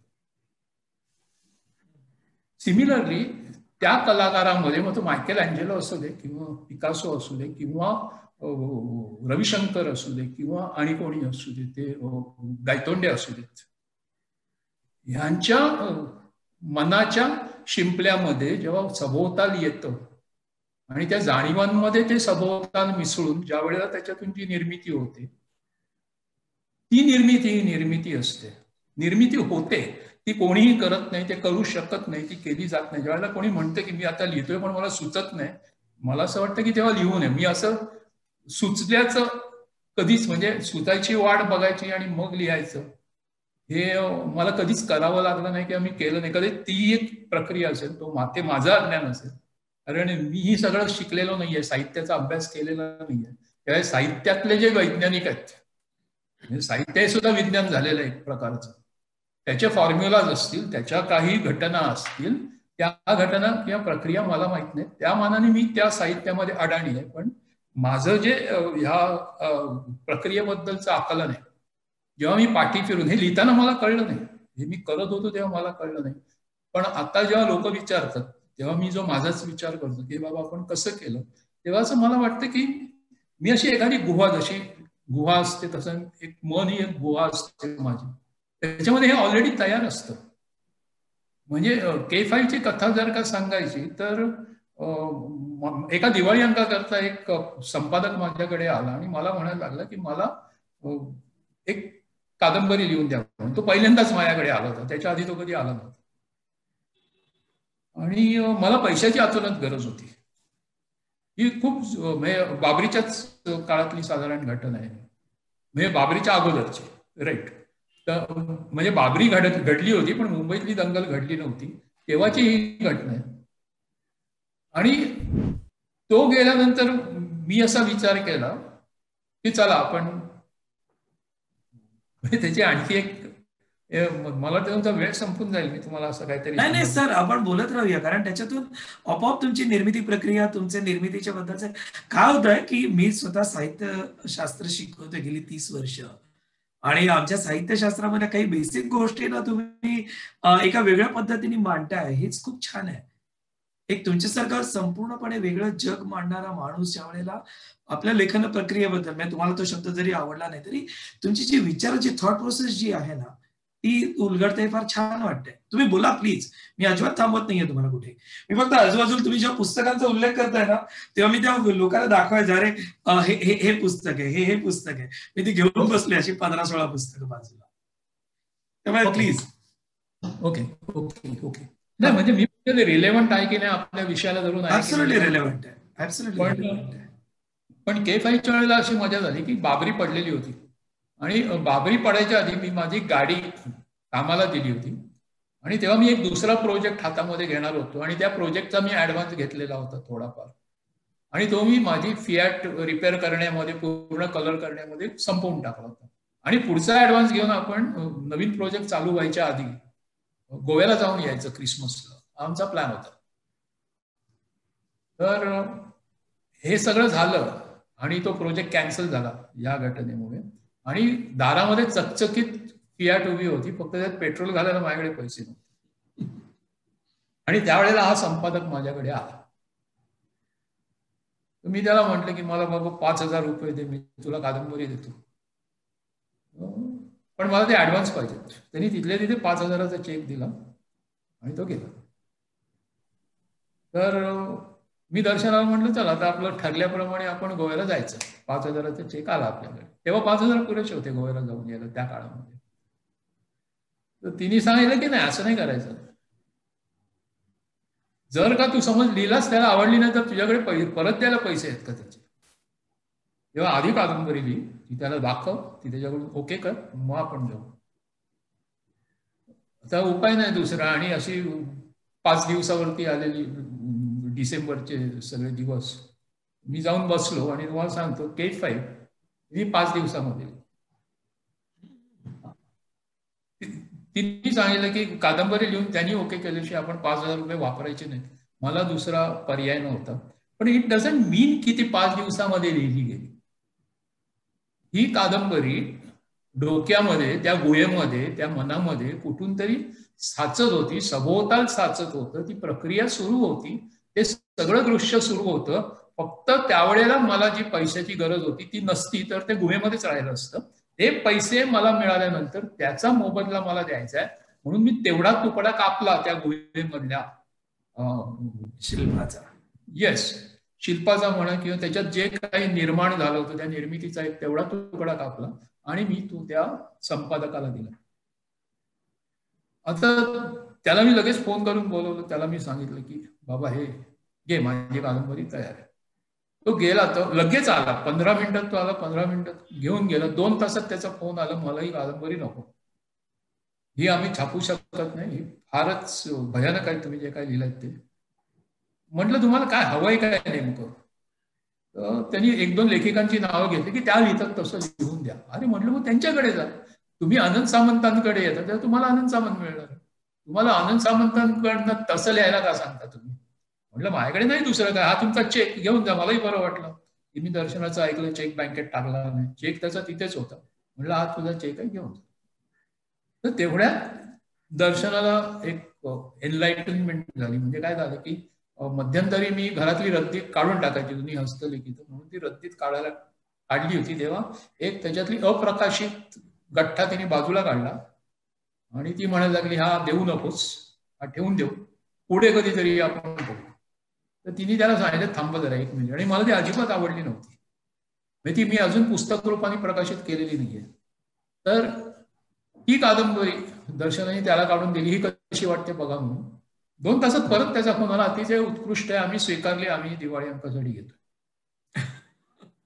सो ही मला मुळामध्ये K5ची प्रक्रिया सांगायची होती की मी जे 5 दिवसामध्ये लिहिलं, हे 5 दिवसामध्ये लिहिलेलं मला तसं सुचलेलं नव्हतं.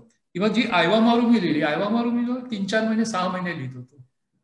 3च महिने लागले असतील मला वाटतं आयवा मारू टोटली लिहायला. पण आयवा मारू माझ्या डोक्यामध्ये 1900 म्हणजे मी 73 मध्ये जेव्हा जॉईन केलं, फार तर 74-75 पासून 80-82 पर्यंत ती माझ्या डोक्यामध्ये साचत होती, ती घडत होती, ती तिचा कोर्स घेत होती. म्हणजे आयवा मारू मधली प्रत्येक घटना जरी घडलेली असली तरी ती एकाच जहाजावरती घडलेली नाहीये. आयवा मारूवरती घडलेल्या घटना या वेगवेगळ्या जहाजावरती वेगवेगळ्या काळामध्ये घडल्यात.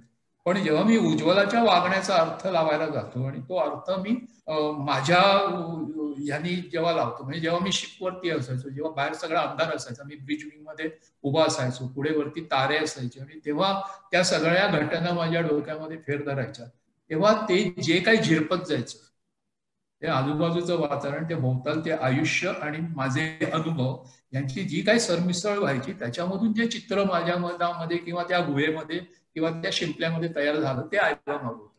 I didn't do it.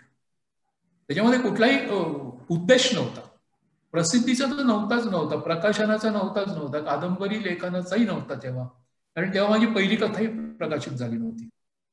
पण पहिली कथा प्रकाशित होण्याच्या अगोदरपासून ऐवा मारू घडत होती.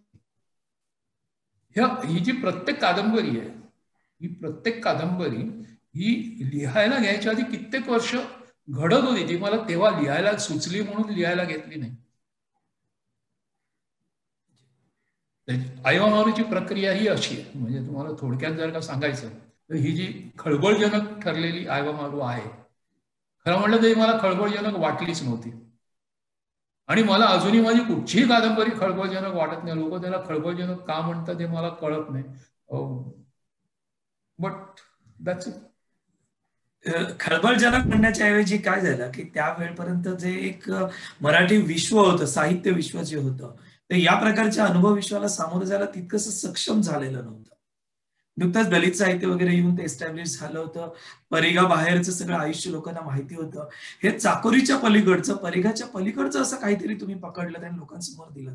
मला आणखीन या संदर्भामध्ये एक विधान करायचंय. त्या विधानाशी बघा तुम्हाला सहमत होता आलं तर, किंवा त्याचा आपण छेदही करू शकतो. एमटी ऐवा मारू मधली उज्ज्वला असेल, किंवा ओस्टोरीज मधली ॲनी असेल, किंवा K5 मधली त्या मुलीचं नाव तिचं नाव मला आता आठवत नाही या क्षणाला, पण या ज्या सगळ्या ज्या तुमच्या स्त्री व्यक्तिरेखा आहेत, हा, आता ह्या सगळ्या ज्या स्त्री व्यक्तिरेखा आहेत, या व्यक्तिरेखा आणि त्या मला सातत्याने आदिबंध असल्यासारखं वाटतं. स्त्रीचा आदिबंध घेऊन त्या सातत्याने येताना दिसतात. स्त्रीची वेगवेगळी रूपं त्याच्यामधून येताना दिसतात. एमटी ऐवा मारू शिप आणि उज्ज्वला, त्या जहाजाच्या मध्ये असलेली असोशी आणि उज्ज्वलामध्ये असलेली जगण्याची असोशी यांच्यामध्ये कुठेतरी संदर्भ असल्यासारखा वाटतं. ती कुठेतरी, आणि दुसऱ्या बाजूला एक मनामध्ये सतत विचार येत राहतो की ह्या ज्या स्त्री व्यक्तिरेखा आहेत तुमच्या, त्या स्त्री व्यक्तिरेखा या सर्जनशीलतेला सतत आव्हान देत असतात आणि सर्जनशीलतेचं प्रतीक बनत राहतात. कोणी तुमच्या लिखाणावरती जर अश्लीलतेचा आरोप करत असेल तर त्याला साहित्याबद्दल थोडीशी कमी समजूत आहे असं आपण म्हणूया. ते जे शरीर संबंधाचे प्रसंग येतात ते त्या कथानकामध्ये अपरिहार्य आहेत. आणि किंबहुना आणखीनही एक तुमच्या लिखाणाबद्दल विधान करायला हरकत नाहीये या क्षणाला, की तुम्ही तुमच्या पात्रांना, तुमच्या कथानकाला सहजपणे वाहून देता. एक सर्जनशील सर्वज्ञ लेखक असं नाहीये तुम्ही, सर्जनशील प्रवाही लेखक अशा पद्धतीने आपण त्याच्याकडे पाहू शकतो. एका बाजूला आपण तुमच्या स्त्री व्यक्तिरेखांच्या बद्दल बोलत असताना ती एक स्त्रीत्वाच्या आदिबंधाची वेगवेगळी रूपं त्याच्यामधून येत राहतात असं जाणवत राहतं. दुसऱ्या बाजूला ती सर्जनशीलतेचं प्रतीक म्हणूनच सातत्याने येतात, कारण तुम्ही वर्णन ज्या वेळेला करायला लागता त्यावेळेला यांचं सगळं अलौकिक असं काहीतरी वर्णन असतं. त्या आम्हाला हातात गवसता पटकन निसटून जातात. एक क्षणात नाहीसे होणारे दिव्यभासारखे केशवसुतांची कविता आहे. त्या कवितेमध्ये केशवसुत म्हणतात की ते एका वेळेला सुचतं आणि त्याच्यामध्ये आपण जायला लागतो आणि ते दिव्यभास अचानक निघून जातो. अशा पद्धतीचं काही असतं का ते? बघा, मी तुमच्या समोर हा विचारासाठी तुम्ही खूपच प्रश्न एकमेकांमध्ये गुंतवत असं गेलं. पण खरं म्हणजे ते साहजिक सुद्धा आहे, कारण मीच एवढं सतत बोलतोय की तुम्हाला परत कधी प्रश्न विचारायला संधी मिळेल. नाही तसं नाहीये, पण मी तो एक विचार किती वर्ष चालू आहे माझ्या मनामध्ये. ऐवा मारूच्याकडे तर मला संपूर्णपणे आदिबंधात्मक समीक्षेने तिचा विचार करायला पाहिजे असं सातत्याने वाटतंय. एकच मिनिट फक्त, रसिकाला जर काही प्रश्न विचारायचे असतील तर तुम्ही फेसबुकच्या त्या ह्याच्यामध्ये टाका, मी तुमच्या वतीनं आनंद सामंतांच्याकडे ते प्रश्न विचारू शकतो. सर प्लीज आता तुम्ही बोला. तर तुमचा प्रश्न खूपच छान आहे. छान इन द सेन्स, ही मला नेहमीच, मला वाटतं प्रत्येक पुरुषाला स्त्री ही एक आकर्षणाची वस्तू असते. ऑन द कॉन्ट्री इट इज नैसर्गिक, ते नैसर्गिक आहे. म्हणजे त्याला जर का स्त्रीबद्दल आकर्षण नसलं तर ते अनैसर्गिक कदाचित होऊ शकेल. पहिली गोष्ट झाली. दुसरी म्हणजे स्त्रीला संस्कृतमध्ये क्षेत्रच म्हणतात तसं सर्व स्मृतीमध्ये. आणि क्षेत्र म्हणतात की म्हणजे एका दृष्टिकोनातून म्हणजे ते शेत असल्यासारखी ती निर्मितीक्षम आहे किंवा म्हणजेच ती निर्मितीला, ती कुठल्याही प्रकारच्या पिकाला प्रोत्साहन देणारी आहे. वेगवेगळ्या दृष्टिकोनातून, वेगवेगळ्या म्हणण्याप्रमाणे. म्हणजे अगदी कालिदास असू दे किंवा व्यास असू दे, महाभारत असू दे किंवा रामायण असू दे, म्हणजे मी जे करतोय ते काय त्याच्यापेक्षा फार वेगळं आहे असं मला वाटत नाही. अगदी हेलन ऑफ ट्रॉय पासून ते कुंती किंवा द्रौपदीपर्यंत किंवा शकुंतलेपर्यंत या सगळ्या साहित्यकृतीनं मूळ कारण हे स्त्रीचं आहे किंवा स्त्री ही तिकडे एक दुवा आहे. पहिली गोष्ट झाली. तेव्हा येस, स्त्री ही माझ्याकरता प्रतिभा आहे असं तुम्ही जरूर म्हणू शकता मला. आणि मगाशी पण मी सांगितलं ते की म्हणजे जर का शिंपला घेतला तर त्या शिंपल्यामध्ये जे सभोवताल येतं ते सभोवताल त्या शिंपल्याच्या वकुबाप्रमाणे येतं, त्या शिंपल्याच्या प्रवृत्तीप्रमाणे येतं. तेवढाच त्याच्यामध्ये लेखक असू शकतो किंवा त्याच्यामध्ये कलाकार असू शकतो. आणि तो कलाकार किती नितळ किंवा काय स्वभावाचा आहे त्याच्यामधून त्याची निर्मिती ठरते. म्हणजे जसं काचेतून पलीकडे जाणारा प्रकाश किरण आहे, तो काचेच्या रंगावरती बाहेर पडणारा प्रकाश किरण अवलंबून असते, त्याची तीव्रता अवलंबून असते किंवा त्याची प्युरिटी अवलंबून असते, शुद्धता असते. तर कलाकाराचा तेवढाच त्याच्यामध्ये सहभाग असतो आणि असावा. आता होतं काय की तुम्ही या ज्या सगळ्या स्त्रियांचं म्हणजे उज्ज्वला किंवा आपली जुईली किंवा यमुना, ॲनी स्टोरीज मध्ये किंवा इवन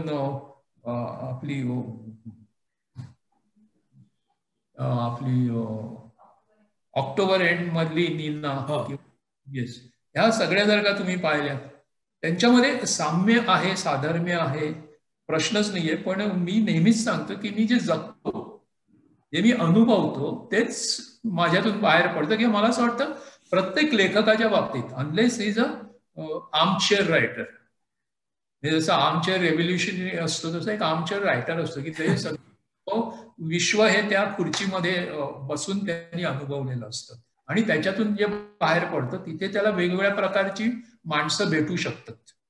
पण ज्यावेळेला माणूस जगण्यातून लिहित असतो तेव्हा त्याला भेटणाऱ्या माणसांचा एक फॉर्मॅट तयार होणं साहजिक आहे असं मला वाटतं. कारण तुम्ही जर का पाहिलं तर तुमचे मित्र साधारणतः हे तुमच्या मित्रांमध्ये काही साधर्म्य असणार, त्याच्यामध्ये एक लिंक असायला पाहिजे, त्याशिवाय ते तुमचे मित्र होऊ शकत नाहीत किंवा ते तुमच्याशी मैत्री करू शकत नाहीत. सिमिलरली तुम्हाला भेटणारी जी माणसं असतात, म्हणजे आता जंगलामध्ये पाहिलं तर वाघाला भेटणारे प्राणी तेच असतात, हरणाला भेटणारे प्राणी वेगळे असतात, कोल्ह्याला भेटणारे, लांडग्याला भेटणारे प्राणी हे वेगवेगळे असतात. ती एक जातकुळी ठरत जाते. तशी मला भेटणारी जी माणसं आहेत किंवा जी ती मला आवडणारीच असणार, ती माझ्या बरोबर राहणारी असणार, ती माझ्या प्रकृतीला साजेशी माणसं असणार. तेव्हा ह्या सगळ्याच पात्रांमध्ये कुठेतरी व्यक्तिरेखांमध्ये कुठेतरी साधर्म्य असणं हे खूपच साहजिक आहे असं मला वाटतं.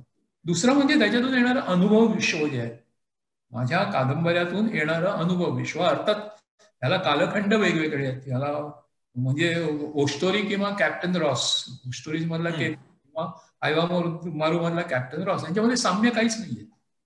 ऍब्सोल्युटली. म्हणजे त्यांचं प्रोफेशन एक नाही, त्यांची नॅशनॅलिटी एक नाहीये, त्यांची विचार पद्धती एक नाहीये आणि त्यांचं आयुष्य पण एक नाहीये. तरी सुद्धा त्यांच्यामधला जो मूळ गाभा आहे तो मूळ गाभा एकच असणार, कारण त्याच गाभ्यातली माणसं माझ्या गाभ्यात येऊ शकतात. म्हणजे तुम्हाला माझ्या कादंबऱ्यांमध्ये कुठेही जात सापडणार नाही, कुठेही धर्म सापडणार नाही, कुठेही हे विद्वेष सापडणार नाहीत. म्हणजे जर का समजा की एखाद्या वेगळ्या प्रकारच्या कादंबरीकारांनी किंवा कथाकारांनी उज्ज्वला लिहिण्याचं ठरवलं तर तो उज्ज्वलावर झालेला अन्याय, तिचं झालेलं शोषण, तिचं दुःख वगैरे यांना खूप अशी वाचाळ किंवा अशी प्रचंड अशी स्पेस देईल. ही स्पेस त्याकडे येत नाही. किंवा आता ओस्टोरीज मधला, आता ओस्टोरीजची प्रक्रिया जर का सांगायची झाली, म्हणजे का सांगावी लागते मला, की मला आवडणाऱ्या व्यक्तिरेखा, याच्याकरता मी सांगतोय की ओस्टोरीज मध्ये, म्हणजे मी जेव्हा नाशिकमध्ये राहायला गेलो, काही कन्स्ट्रक्शन करत होतो आणि कन्स्ट्रक्शनच्या निमित्ताने मी नाशिकमध्ये काही वर्ष राहिलो. त्यावेळेला तिथे लोकांना हळूहळू कळलं की अनंत सामंत तिथे आलेत. मग तिथे परिसंवाद किंवा असे चालू झाले, लोक मला प्रश्न विचारायला लागले. आणि त्यात नेहमी येणारा प्रश्न असा होता की तुमच्या कादंबऱ्यातला जो स्त्री पुरुष नातेसंबंध आहे तो सूचक का नसतो. म्हणजे रणांगणमध्ये कसं लिहिलंय की त्यांनी तिच्याबद्दल हार्टाबद्दल लिहिताना ती कशी सोललेल्या कणसासारखी दिसत होती वगैरे, असं तुमचं नसतं. तुम्ही असं बेधडकपणे सगळं असं वर्णन करता. मी विचार करायला लागलो की माझं काही चुकतंय का. मी तेव्हा नवीन होतं, मला हे सगळे लोकांचे व्ह्यूज पहिल्यांदाच कळत होते, साहित्य पहिल्यांदा कळत होतं, त्याची जाण हळूहळू येते असं वाटत होतं. मला असं वाटायला लागलं मी खरोखरच खूप बोल्ड लिहितोय का, हे अनावश्यक आहे का, सूचकच असायला पाहिजे का, तेच खरं प्रेम का. आणि मग त्याच्यानंतर अशा खूपशा गोष्टी सापडत गेल्या हा विचार करताना, की टच, स्पर्श किती महत्वाचा आहे स्त्री पुरुष नातेसंबंधामध्ये, किंवा कुठच्याही, स्त्री पुरुष असंच नाही, आई आणि मूल ह्याच्यामध्ये सुद्धा तो महत्वाचा आहे. की ज्या मुलाला, जो एक अर्भक आहे, त्याला काही कळत नाहीये, भुकेच्या शिवाय दुसरी जाणीव नाहीये, त्याला दुसऱ्या कोणाच्या स्पर्शापेक्षा आईचा स्पर्श मिळाला की ते रडायचं थांबतं. ते स्पर्श ओळखतं, त्या स्पर्शामध्ये काहीतरी आहे. दोन मित्र एकमेकाला भेटले आमच्या काळामध्ये, हल्ली ते सुद्धा होताना दिसत नाही विषय, खांद्यावर हात ठेवून चालणं, हातात हात घेऊन चालणं, दोन मित्र, इट वॉज व्हेरी कॉमन. म्हणजे 4-4 मित्र एकमेकाच्या खांद्यावर हात ठेवून साखळी करून फुटपाथवरून चालायचे. अर्थात तेवढा फुटपाथही अवेलेबल होता, गर्दीही कमी होती आणि ती जवळीक होती. मोबाईल नव्हता हातात जायला कदाचित, म्हणून खांद्यावर राहायला हात मोकळा राहत होता असे. पण ह्या स्पर्शाची गरज होती, आणि स्पर्शामध्ये भावना असते. ही भावना तुम्ही कशी घेता हे महत्वाचं आहे. पण हे कसं मांडायचं हे मला कळत नव्हतं. आणि एकदा मी हार्डवेअर स्टोअरला कुठेतरी जाताना पाऊस आला म्हणून गाडी कुठे लावायची पाहिली तर सावनाचा दरवाजा उघडा होता. इकडे सायकेडकर वाचनालय ह्याच्यामध्ये हॉलमध्ये काहीतरी कार्यक्रम चालू होता, म्हणून मी बाईक तिथे लावली आणि आतमध्ये जाऊन बसलो. म्हटलं पाऊस आहे तोपर्यंत आतमध्ये बसूया, आरामात बसता येईल. तेव्हा यशवंत पाठकांचं तिथे निरूपण ज्ञानेश्वरीवरती चालू होतं. आणि ते मी शिरल्यानंतर दुसरं तिसरं त्यांनी बोललेलं वाक्य असं होतं की जसं मातीमध्ये पाणी मुरलेलं असतं तसं शरीरामध्ये मन मुरलेलं असतं. ही आयवा मारूची आपलं ओस्टोरीजची सुरुवात होती. ओस्टोरीज एकत्र यायला, म्हणजे जे डोक्यामध्ये सगळं आहे ते एकत्र येण्याची ही सुरुवात होती. तिथे मला शरीर आणि स्पर्श, म्हणजे शरीर, मन आणि शरीराला केलेला स्पर्श हा मनापर्यंत कसा पोचतो ह्याचं म्हणजे माझ्या डोळ्यासमोरच आलं की वाळूचा किनारा एक परत गेलेली लाट आहे आणि त्याच्यावर आपण पाऊल ठेवलं की त्याच्यात त्या पावलाच्या ठस्यामध्ये असं पाणी वर येतं. मला तो शरीरावरती आलेला मनाचा तवंग, भावनांचा तवंग वाटला. आणि तिथून याची सुरुवात झाली, तिथून ओस्टोरीजची सुरुवात झाली. आणि तिथून मग पुढची गोष्ट आली, म्हणजे हा मनाचा तवंग शोधत असताना परत की हा कसा टिपायचा मनाचा तवंग. तिथे मग मला ह्याचा नॅशनल जिओग्राफिकचा सॅनिटरी इश्यू एक सापडला वाचता वाचता. म्हणजे मी हे शोधत नव्हतो, पण तो त्याच्यामध्ये मी असं वाचलं की कॅमेरा, ते जो कॅमेरा वापरतात, म्हणजे जे फोटो प्रसिद्धीला ते देतात किंवा त्यांना जे अवॉर्ड्स देतात, ते अवॉर्ड करता कुठला कॅमेरा ते वापरतात हे बघतात. आणि ते शक्यतो बॉक्स कॅमेरा प्रिफर करतात, ज्याला कमीत कमी ऍडजस्टमेंट्स आहेत. आणि ऍक्च्युअल तो क्षण, ती प्रकाशशाला का टिपलेला फोटो ते निवडतात. हे एकीकडे कुठेतरी वाचनामध्ये आलं. त्याच्यामध्ये पुढची गोष्ट वाचनात आली, त्या गौतम राजाध्यक्षांबद्दलचा एक लेख होता आणि त्याच्यामध्ये मला आठवत नाही तो त्यांनी स्वतः लिहिला होता का दुसऱ्या कोणीतरी, JRDचा फोटो घ्यायचा होता टाटाच्या पब्लिकेशनसाठी. गौतम त्यांनी स्वतःच लिहिला होता, त्यांनी स्वतः लिहिलाय. आणि अगोदरचे सगळे फोटो JRDने रिजेक्ट केले होते.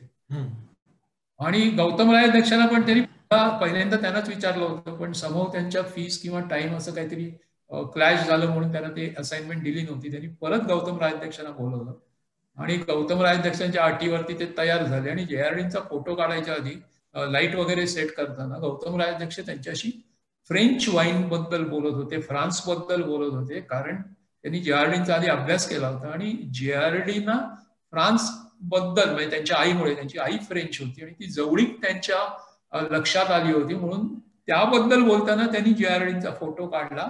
आणि त्या भावना, तो चेहरा JRDचा त्यांनी टिपला आणि तो JRDना आवडलेला फोटो. म्हणजे मला दुसरं उत्तर मिळालं. म्हणजे जे मातीमध्ये मुरलेलं पाणी किंवा शरीरामध्ये मुरलेल्या भावना जेव्हा येतात वरती चेहऱ्यावरती,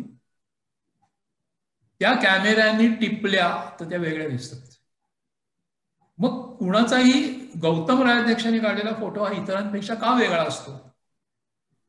म्हणजे चेहरा तोच असतो. Camera is totally a technical equipment, it's a machine. कुणाच्याही फोटोग्राफरच्या हातामध्ये गेल्यानंतर त्यांनी फोटो तोच आला पाहिजे, त्याच्यामध्ये वेगळा फोटो येण्याची गरज नाहीये. मग तो वेगळा का येतो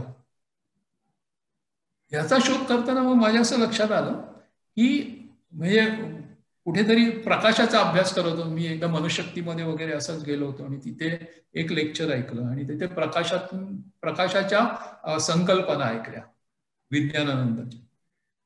आणि त्याच्यामध्ये असं लक्षात आलं, म्हणजे असं जाणवलं की आपल्या भावना या प्रकाशातून ट्रॅव्हल करत, आपले विचार. म्हणजे जर का प्रकाश नसला तर आपल्याला दिसतच नाही, ही गोष्ट एक वेगळी आहे. पण तुम्ही जर का पाहिलं की स्क्रीनवरती सुद्धा स्मिता आली तर आपल्याला वेगळा एक स्मिता पाटील, तर आपलं लक्ष दुसरीकडे जात नाही. ते काय असतं, साधं तिच्या चेहऱ्यावरचा प्रकाश कॅमेऱ्याने टिपलेला असतो, तो परत स्क्रीनवर जातो, स्क्रीनवरून तो आपल्याकडे येतो आणि त्याच्यातून ती पूर्ण आवरा तिची आपल्यापर्यंत पोहोचते. मग जर का डायरेक्ट मॅन टू मॅन आपण जेव्हा बघतो त्यावेळेला ती आवरा आपल्याकडे किती पोचत असेल, त्या भावना आपल्याकडे किती पोचत असते. आपण जेव्हा ट्रेनमध्ये बसतो किंवा बसमध्ये बसतो किंवा रस्त्यावर उभे असतो आणि समोरून एखादा पूर्णपणे अपरिचित माणूस जातो, तेव्हा आपल्याला त्याच्याकडे बघून कळतं हा सुखी आहे, हा दुःखी आहे, हा कामामध्ये आहे, व्यस्त आहे का नाहीये. का कळतं आपल्याला हे? काय म्हणजे नुसतं आपल्याला चेहरा नाही दिसत पुतळ्यासारखा. मायकेल अँजेलोच्या डेव्हिडमध्ये किंवा बर्निनीच्या किंवा ह्या सगळ्या शिल्पांमध्ये फरक काय असतो एका शिल्पकारापासून दुसऱ्या शिल्पकारापर्यंत, की हा जो जिवंतपणा माणसातला आपल्यापर्यंत पोचतो शिल्पातून, तो प्रकाशाच्या परिवर्तनातून पोचतो. शिल्पातून नाही पोचत, तो प्रकाशातून पोचतो, अंधारात तो पोचत नाही. आणि शिल्पकार काय करतो, तो फक्त प्रकाशाचं परिवर्तन ऍडजस्ट करतो. तो शिल्पाला आकार देतो, म्हणजे प्रकाशाचं परिवर्तन तो ऍडजस्ट करतो. आज सुद्धा म्हणजे अनेक शिल्प अशी आहेत किंवा अनेक पेंटिंग्स अशी आहेत की त्याच्यावरती वेगळा प्रकाश जर टाकला तर त्या वेगळ्या भावना रिफ्लेक्ट करतात.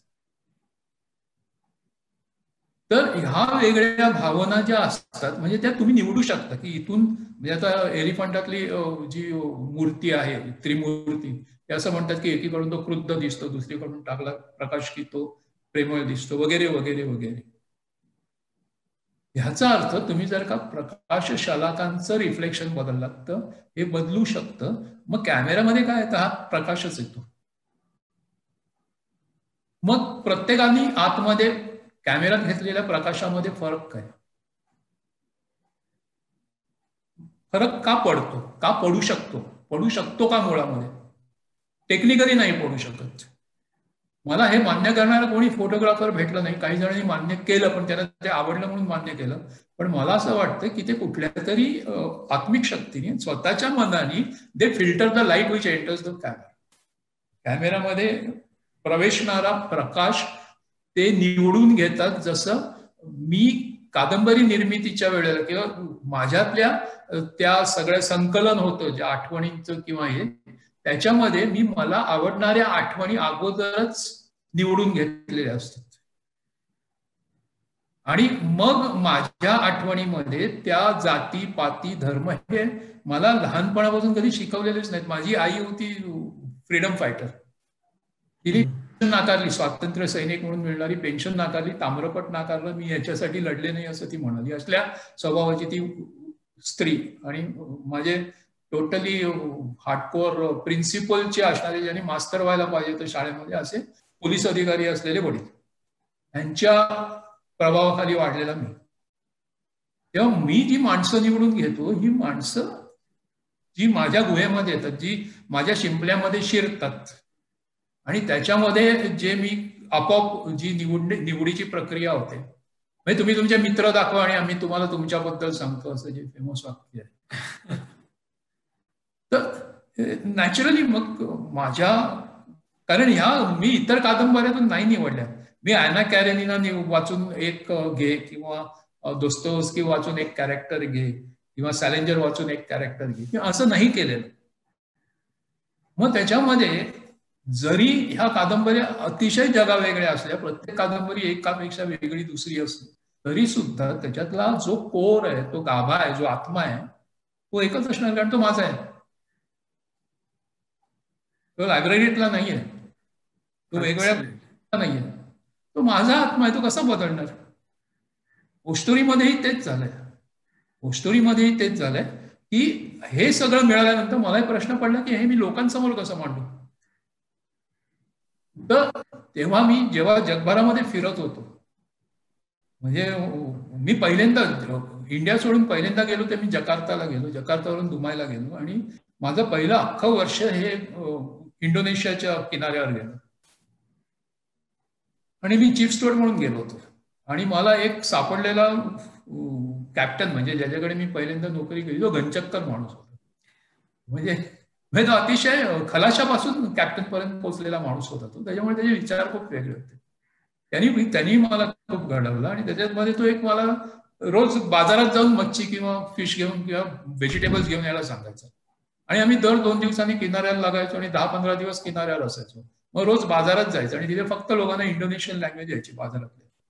तर त्यांच्याशी बोलायचं, त्यांच्याशी बोलायला शिकायचं. कुठे चीफ ऑफिसर चायनीज होता, तो मला म्हणायला लागला, वॉर हाऊस मध्ये जा, तिकडे तू पटकन भाषा शिकशील. कुठचीही तुला जगातली भाषा शिकायची असेल तर you go to the whorehouse. तू कॉलगर्ल्सना भेट, कारण ते तुला अगदी प्रयत्नपूर्वक त्यांची भाषा शिकवतात, त्यांच्यावर त्यांचं पोट अवलंबून असतं. आणि जेव्हा मी इंडोनेशियातले वॉर हाऊस शोधली, तर ती अतिशय सुंदर होती. म्हणजे ते असं कुठेतरी गावाच्या बाहेर टेकडीवरती किंवा व्हॅलीमध्ये अतिशय सुंदर झोपड्या, उतरते छपराच्या वगैरे, आणि त्यांची ती घरच असायची. आणि त्या घरामध्ये असं अतिशय, म्हणजे आपण ज्याला रिसॉर्ट म्हणून, अतिशय देखणा असा तो रिसॉर्ट असायचा गावातला. आणि तिथे जायचं आणि त्यांच्याकडून ती भाषा शिकायची. त्याच्यामुळे ह्या स्त्रियांशी, म्हणजे मी कधीही बोरिंग केलं नाही. मी त्यांच्याकडे कधी स्त्री म्हणून पाहिलं नाही. मी त्यांच्याकडून एक शिक्षक किंवा एक मित्र. एकदा त्यांना कळलं की you are not interested in their body, त्यांच्या शरीराशी तुम्हाला काही घेणं देणं नाही, हे त्यांना कळलं की जगातली कुठलीही वेशाई तुमची सगळ्यात चांगली मित्र होऊ शकते. अतिशय मोकळी होते, अतिशय भावुक होते, अतिशय बालिश होते, अतिशय इनोसंट होते. There is no more innocence than the one who believes in you. आणि ह्या सगळ्या आठवणी असताना, जेव्हा मी ओस्टोरी शोधत होतो, बरोबर, हे अनुभव असताना, त्यावेळेला आपल्याकडे मालेगावचं सेक्स स्कॅन्डल झालं. आणि त्या मालेगावच्या सेक्स स्कॅन्डल वरती आपल्या अपर्णा वेरणकरांनी एक सुंदर लेख लिहिला होता की अल्लाह ने मुझे मर्द क्यों नहीं बनाया. आणि त्याच्यामध्ये एक सुंदर अँगल दिला होता, एक वेगळाच अँगल दिला होता त्यांच्या नेहमीच्या स्टाईल प्रमाणे, की तुम्हाला असं का वाटतं की या बाईचं एक्सप्लॉयटेशन होतंय. त्या बाईचं एक्सप्लॉयटेशन होत नाहीये, ती तिची गरज आहे. ती फोटो काढायला देते तिच्या शरीराची. हिंदी ऍक्ट्रेसेस याच्यापेक्षा जास्त काय करतात, इंग्लिश ऍक्ट्रेसेस याच्यापेक्षा काय करतात. मॉडेलिंग नाही का होत, हे एक प्रकारचं मॉडेलिंग नाही आहे का, हे तिचं भांडवल आहे. तिच्याकडे दुसरं भांडवलच नाहीये. And she is using it. ही तिची प्राईड आहे. त्याच्यामध्ये तिचा इगो सुखावतो, आणि तो सुखावण्याकरता ती हा फोटो काढून देऊ शकते. हा सुद्धा एक अँगल असू शकतो, असं त्यांनी त्याच्यामध्ये मांडलं. आणि ते मी ते ओस्टोरीजला ती जी चालू होतं सगळं, त्याच्यामध्ये हा इंडोनेशिया मिसळला आपोआप, नकळत.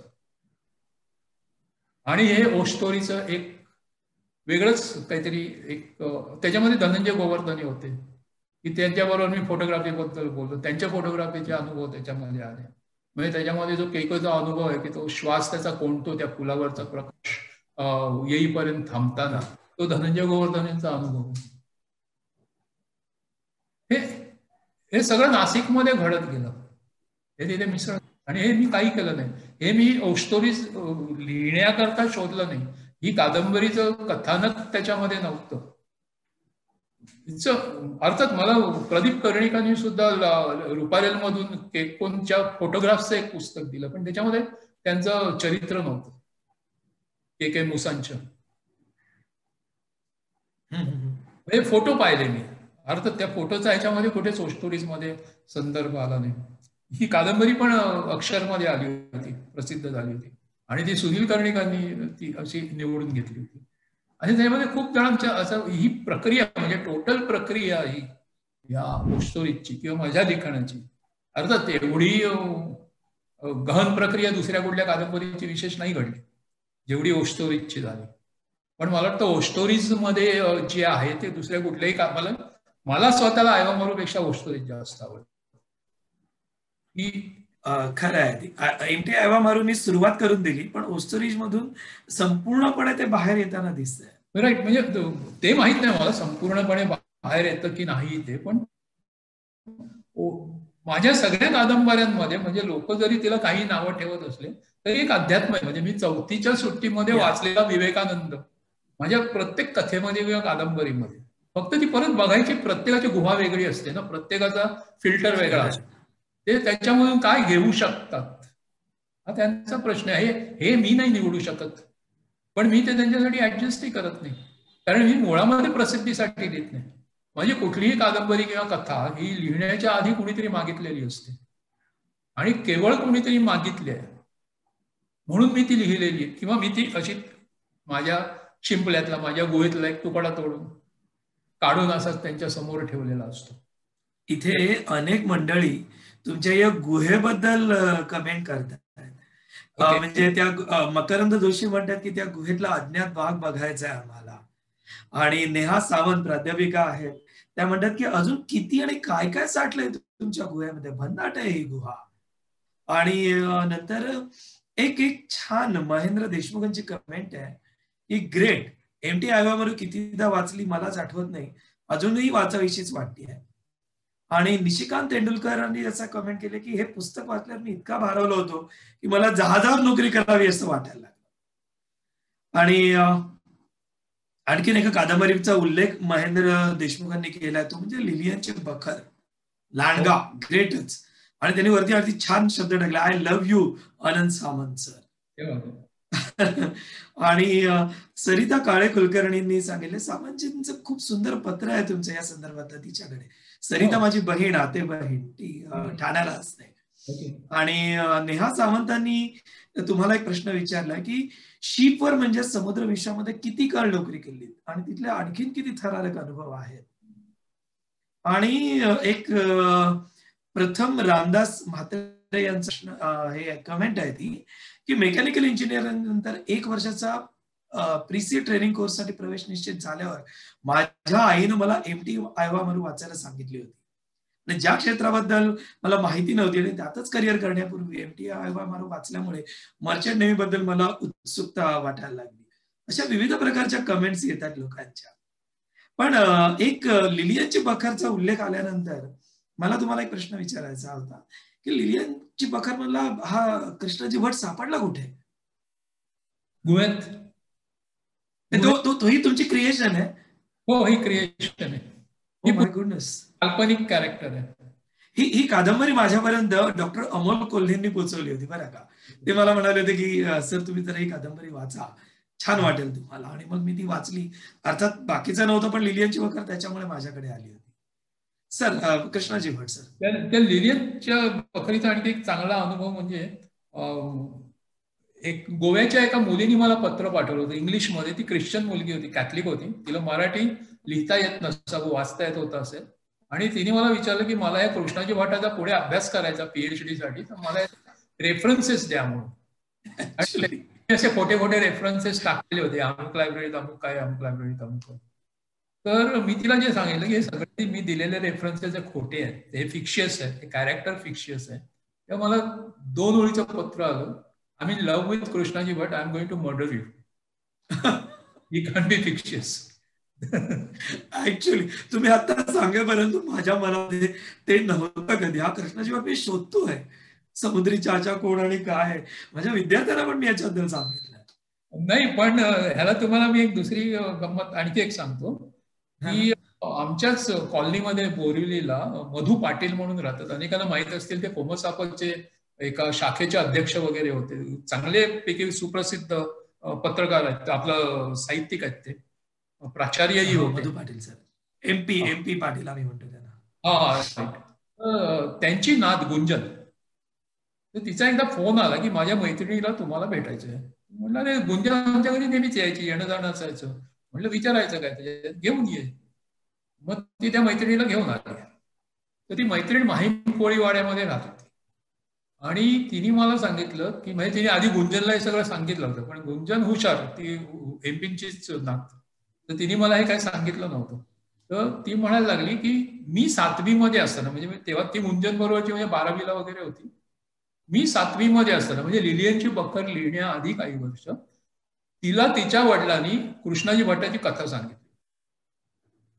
त्याचं नाव कृष्णाजी भट्टच होतं. तिच्या वडिलांनी तिला ती कथा सांगितली होती आणि तो त्यांचा कुळपुरुष का मूळ पुरुष असा काहीतरी होता. आणि त्यांनी दिलेला एक ताम्रपट त्यांच्याकडे अजून आहे असं तिने सांगितलं. आणि ती म्हणायला लागली की त्याच्यामुळे आमच्या घरामध्ये पहिली मुलगी झाली की तिचं नाव कायम दुर्गा ठेवलं जातं. आणि कृष्णाजी भट्टाच्या इव्हन लिलियनच्या बखरमधल्या गलबाचं नाव दुर्गा आहे. तर मी म्हटलं की, म्हणजे मी हे नाही म्हणूच शकत नव्हतो, कारण ती माझ्या समोर बसलेली होती. ती म्हणाली मला वडिलांचं ऐकलं. मी म्हटलं घेऊन ये त्यांना, मला तर ताम्रपटी बघायला आवडेल, मला त्यांच्याबद्दल ऐकायलाही आवडेल.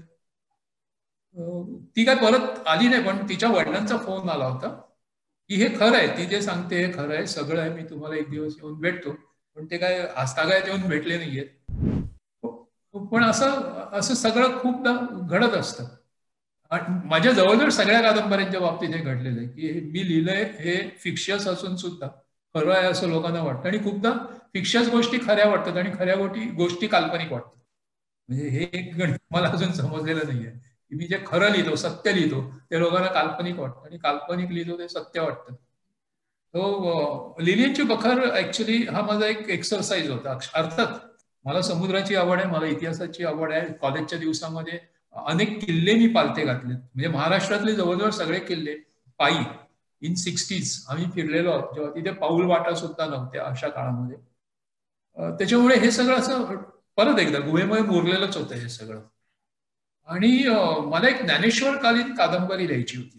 म्हणजे ज्ञानेश्वर काळाबद्दल, ज्ञानेश्वरांबद्दल नाही, ज्ञानेश्वरी आणि तो कालखंड, त्याच्यावरती एक कादंबरी लिहायची होती. आणि ऐतिहासिक आपल्याला लिहायला जमेल की नाही, म्हणजे आता ती कादंबरी ज्ञानेश्वरकालीन लिहायची म्हणजे भाषा कुठची वापरायची. आपल्या एक तर ना कादंबरीकार, वाचक आणि नाटककार यांनी एक मराठी इतिहासाला एक वेगळाच भाषेचा लहेजा दिलाय, जो कधीच नसावा अस्तित्वामध्ये. ज्ञानेश्वरीतली भाषा जर का त्या काळातली प्राकृत भाषा म्हटली किंवा नामदेवांची, तर ती आज लोकांना कळेल की नाही हा प्रश्न आहे. म्हणजे ती भाषा अलाईद आहे. मग कुठची वापरायची, म्हणजे ही रणजित देसाईंची भाषा वापरायची का आणि कुणाची वापरायची, गोलींची वापरायची, हा विचार करता करता म्हटलं एक सामान्य साधी मराठी का नाही वापरायची, स्टँडर्ड मराठी. म्हटलं की आपण साध्या सुध्या मराठीमध्ये लिहून एखादी कादंबरी लिहून बघूया. तर मग काय लिहायचं, आणि मग काय लिहायचा हा विचार करताना अगदी ज्ञानेश्वर नाही, अगदी नवीन नाही, असं करून हा कालखंड डोक्यामध्ये आला. कान्होजी आंग्रे डोक्यात आले. आणि मग कान्होजी आंग्र्यांबद्दल लिहायचं असं वाटलं होतं, पण त्याची भीती वाटली की परत लोकांच्या कुणाच्या भावना काय, हल्ली खूप विचार करावा लागतो. म्हणून मग टोटली हल्ली मला ते बरं वाटतं की एक फिक्शियस कॅरेक्टर निर्माण केली की त्याच्यामध्ये आपण वाटेल तसे फिरू शकतो. कुणाच्या आपल्याला अशी भावनांची काळजी करायची अडचण नसते. पण त्याच्यानंतर सुद्धा मला लिलियनच्या बखरमध्ये एक लेखक वाचकाचं पण एका पत्र आलं होतं की ह्याच्यातली जी गिफर्ड आहे, लिलियन गिफर्ड, तिच्याबद्दलचा उल्लेख त्याला इतिहासामध्ये सापडला आणि तो त्यांनी मला झेरॉक्स पाठवला होता 2 पान. मी त्या वाचकाचं नाव विसरलो, माझ्याकडे अजून त्याचं पत्र आणि ते झेरॉक्स पण असेल त्याची. पण दॅट्स लिलियनची बखर. येते जी परत येते, मॅजेस्टिक ती परत काढते. म्हणजे काही वर्ष ती नाहीये शेल्फमध्ये. पण लकीली म्हणजे लिलियनची बकर किबुच मधला डॅनी आला होता, परत मॅजेस्टिक काढते. इव्हन आपलं रोहन प्रकाशन दृष्टी आणि एक ड्रीम माइल आणि माझा पहिला कथा संग्रह माइंड फ्रेंड जो झाला मला वाटतं 15 वर्ष तरी मार्केटमध्ये नाहीये, 20 वर्ष असेल तोही येतो. सर इथे निशिकांत तेंडुलकरांनी तुम्हाला एक प्रश्न विचारलाय की तुम्ही टायटॅनिक सिनेमा बघितलाय का? तुमचे समुद्री अनुभव टायटॅनिक सिनेमाशी किंचित तरी जुळतायत का? जुळले का? टायटॅनिक ही लव्ह स्टोरी म्हणजे मी आता इथे सगळ्यांची माफी मागून ह्याच्या पुढचं जे स्टेटमेंट करणार आहे ते करणार आहे, कारण माझी तेवढी योग्यता नाही किंवा माझी पात्रता नाही असं मला वाटतं. पण आयवा मारू लिहीपर्यंत आणि त्याच्यानंतर समीक्षक परीक्षक परिसंवाद यांच्याशी संबंध येईपर्यंत मी रणांगण वाचलेली नव्हती. आणि प्रत्येकाचा उल्लेख कसा होता की म्हणजे ते रणांगणशी तुलना करत होते आयवा मारूची. तर मला ते म्हणून मी रणांगण वाचले आणि मग मी त्याला आक्षेप घ्यायला लागलो की तुम्ही रणांगणशी आयवा मारूची तुलना करू नका. With all due respect to Ranangan, ही रणांगण ही एखाद्या रिसॉर्टमध्ये घडू शकते, एखाद्या बेटावर घडू शकते. ही जहाजावरतीच घडायची गरज नाहीये. जहाज आणि समुद्र हे त्याचं कथानक नाहीये. जहाज आणि समुद्र याच्याशिवाय आयवा मारू होऊ शकत नाही. या टोटल 2 डिफरंट थिंग्स. आणि त्याच्यातल्या घटना सुद्धा म्हणजे आपण बॅकग्राऊंड नको लक्षात घेऊया, आपण कॅरेक्टर्स नको घेऊया, पण तरी सुद्धा त्याच्यातलं जे एक एकंदर जीव आहे हा टोटली वेगळा आहे, अनुभव वेगळे.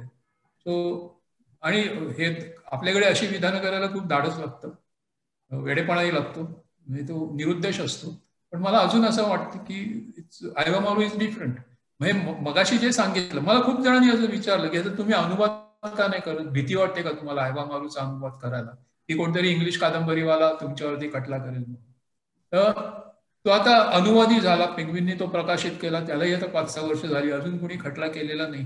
मला हे सगळं बोलणाऱ्यांना हे पुरं झालं असतं. तर मी आणखी काहीतरी एक दुसरा एक हे होता माझा मुद्दा हे बोलताना, पण मी तो विसरलो बोलण्याच्या ह्याच्यामध्ये. सर इथे विशाल तुम्ही टायटॅनिक बद्दल आपण बोला. टायटॅनिक बद्दल मी तेच म्हणेन की टायटॅनिक. सर एकच मिनिट, बाजूला लाईट लावूया का आपण तुमच्या इथे? एक मिनिट. हा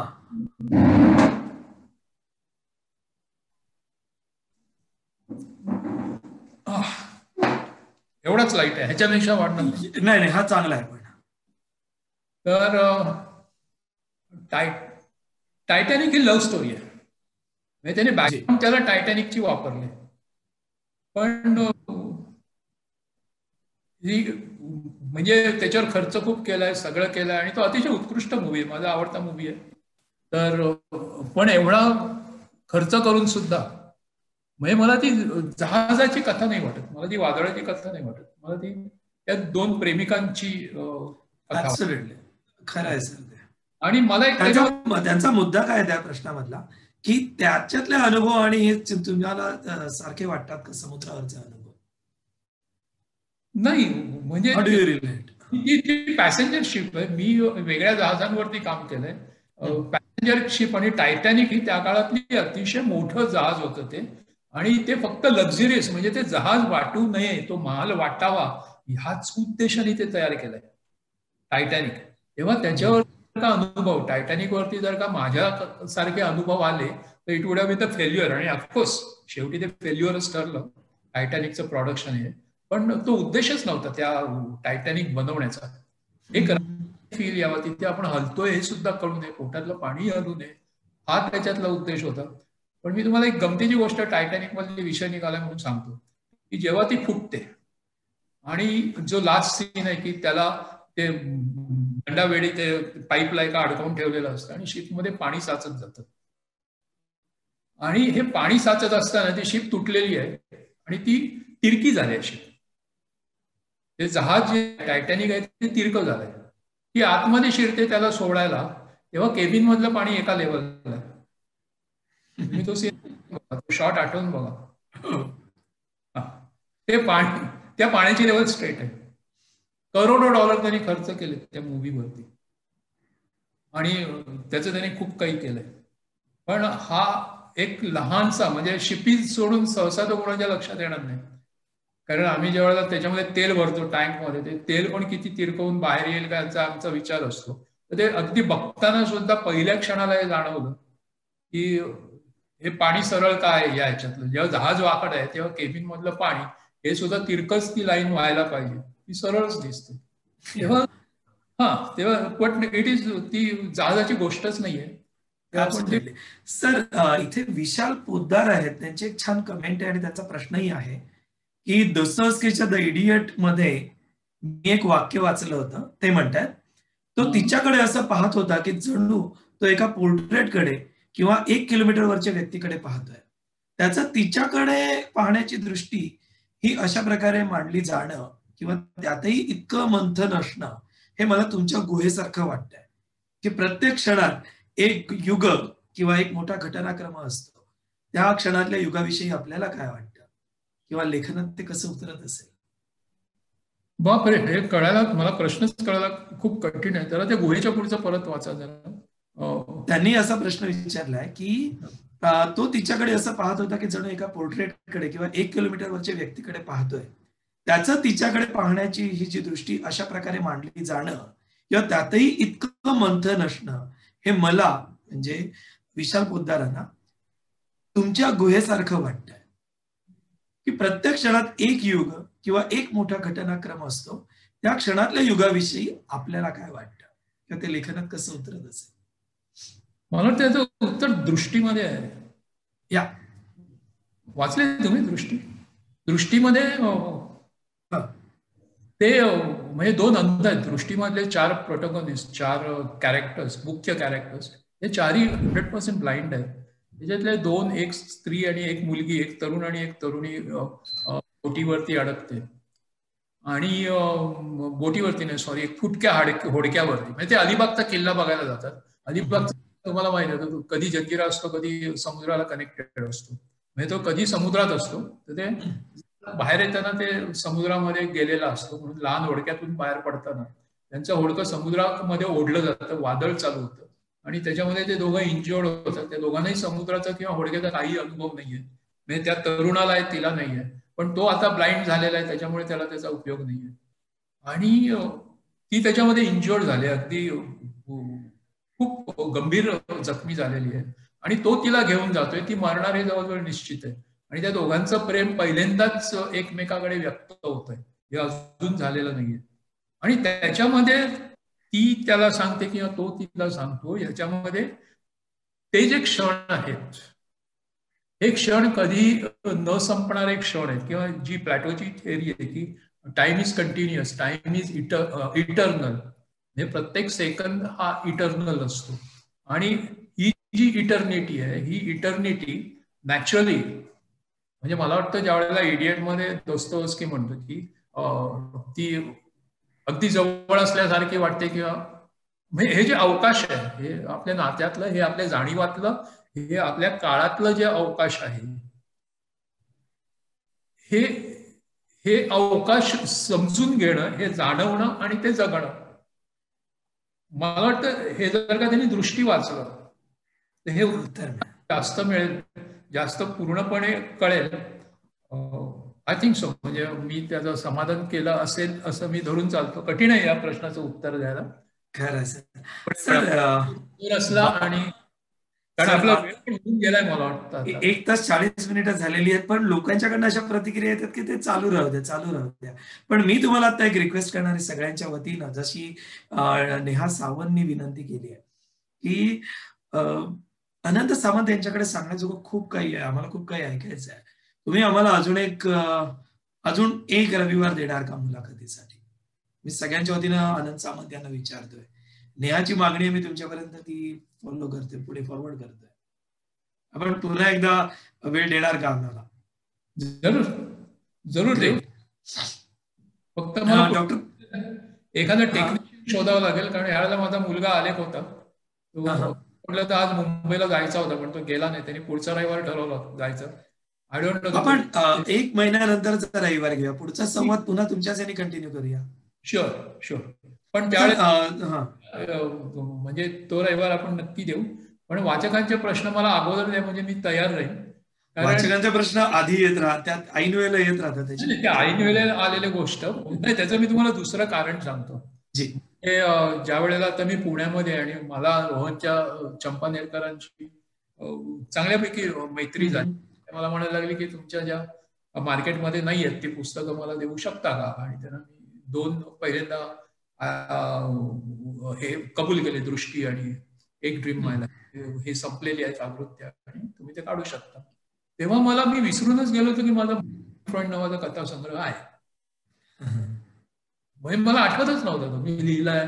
त्याला खरं खूपसे पुरस्कारही मिळाले, तो गाजलाही खूप, आणि तो लगेच संपलाही. पण 20 वर्ष तो डोळ्यासमोरच नसल्यामुळे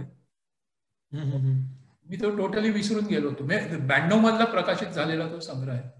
तर तसं मी माझे पुस्तकं, माझे कॅरेक्टर्स, कारण त्या मी पाठ केलेल्या नसतात, मला सुचल्या अशा, म्हणजे सुचून गोळा करून असं त्याच्यावर झालेलं नसतं. त्याच्यामुळे बाहेर पडतो तो, मी माझा तुकडा कापून देतो तेव्हा तो तुकडा माझ्या आयुष्यातून गेलेला असतो. आय डोंट कनेक्ट, मला त्याच्याशी कनेक्ट व्हायला वेळ लागतो, इव्हन आठवायला वेळ लागतो. नक्की मी लोकांचे प्रश्न आले की तुमच्यापर्यंत पाठवेन. पण डॉक्टर पद्मजा कुलकर्णीचा जो प्रश्न आहे तो प्रश्न मी तुमच्या समोर ठेवतो. आत्मचरित्र लिहावं असं वाटतं का? आणि हा आजच्या मुलाखतीमधला सर शेवटचा प्रश्न असू द्या. ओके, हा प्रश्न मला वाटतं जयवंत दळवीनं विचारला होता, बर्नार्ड शॉला विचारला होता, आणि कुणाला तरी विचारला होता. तर त्या सगळ्यांचं उत्तर एकच होतं की मी इतकं वर्ष काय लिहितोय असं तुम्हाला वाटतं. वा,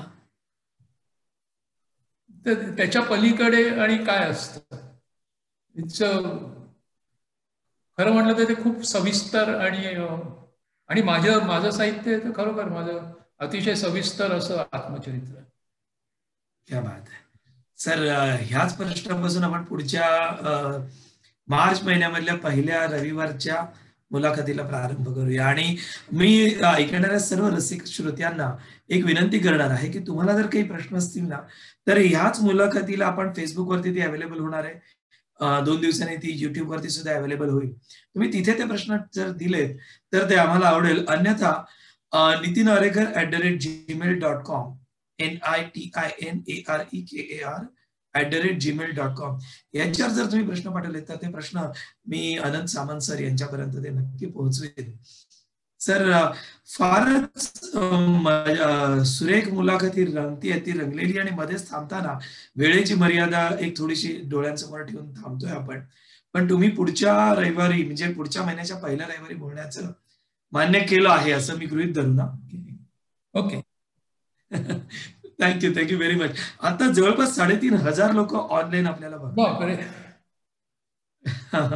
डोळा एक वेगळं दाखवतो, परंतु आकडेवारी सतत अपडेट होत असते. आणि आमची पूजा जी आहे ती मला ती सांगते आकडेवारी फार छान आहे. लोकांना अपरिचित अनंत असं आजच्या बॅनरवरती मी लिहिलं होतं. आणि खरंच खूप काही तुमच्याकडे सांगण्याजोगं आहे, आणि अजून आम्हाला ते संपूर्णपणे मिळालेलं नाहीये. त्यामुळे पुढच्या 1 महिन्यानंतरच्या रविवारी आपण सगळेजण भेटूया. आणि म्हणजे मला तर दडपण आलं, एक तर 3,500 माणसं बघतात, आणि एवढा वेळ त्यांना पुढच्या वेळेला बोर न करता काहीतरी बोलायचं किंवा काहीतरी सांगायचं कठीण गोष्ट. सर, खूप काही असणार सांगण्याजोगं, कारण आपण जेमतेम 3 पुस्तकांबद्दल बोलतोय, अजून 16 पुस्तकं बाकी आहेत. ओके चालेल सर. आज या मराठीसृष्टी.com आणि वाचता वाचता व्हॉट्सअप समूह, अनंत सामंत सर त्या व्हॉट्सअप समूहाचे सदस्य आहेत. आणि मी त्यावेळेला सतीश नाईकांनी हा समूह चालू केला, त्यावेळेला सतीश नाईकांनी ज्यावेळेला अनंत सामंतांना इन केलं त्यावेळेला मी त्यांना पहिला प्रश्न विचारला, एमटी आयो मरोले अनंत सामंत का? म्हणाले हो. अरे, मग ज्या समूहाचे ते सदस्य आहेत त्या समूहाचा सदस्य होण्यामधला एक वेगळा आनंद आहे, आणि तो मी भोगतोय तुमच्या समवेत असण्याचा. आणि तुमचं घर, येस, टेकडीवरती एका बाजूला पूर्णपणे दरी आहे, आणि मजेशीर वातावरण आहे तुमच्या त्या पुण्यातल्या घराचं. तर हे वातावरण, ती तुमच्या मनातली गुहा, हे सगळं आपण पुन्हा थोडंसं त्या गुहेपर्यंत जाण्याचा पुढच्या 1 महिन्यानंतरच्या रविवारी प्रयत्न करूया. तोपर्यंत आपण सगळ्यांचा निरोप घेऊया. सर, तुम्हाला कृतज्ञता व्यक्त करतो आमच्या सगळ्यांच्या वतीनं.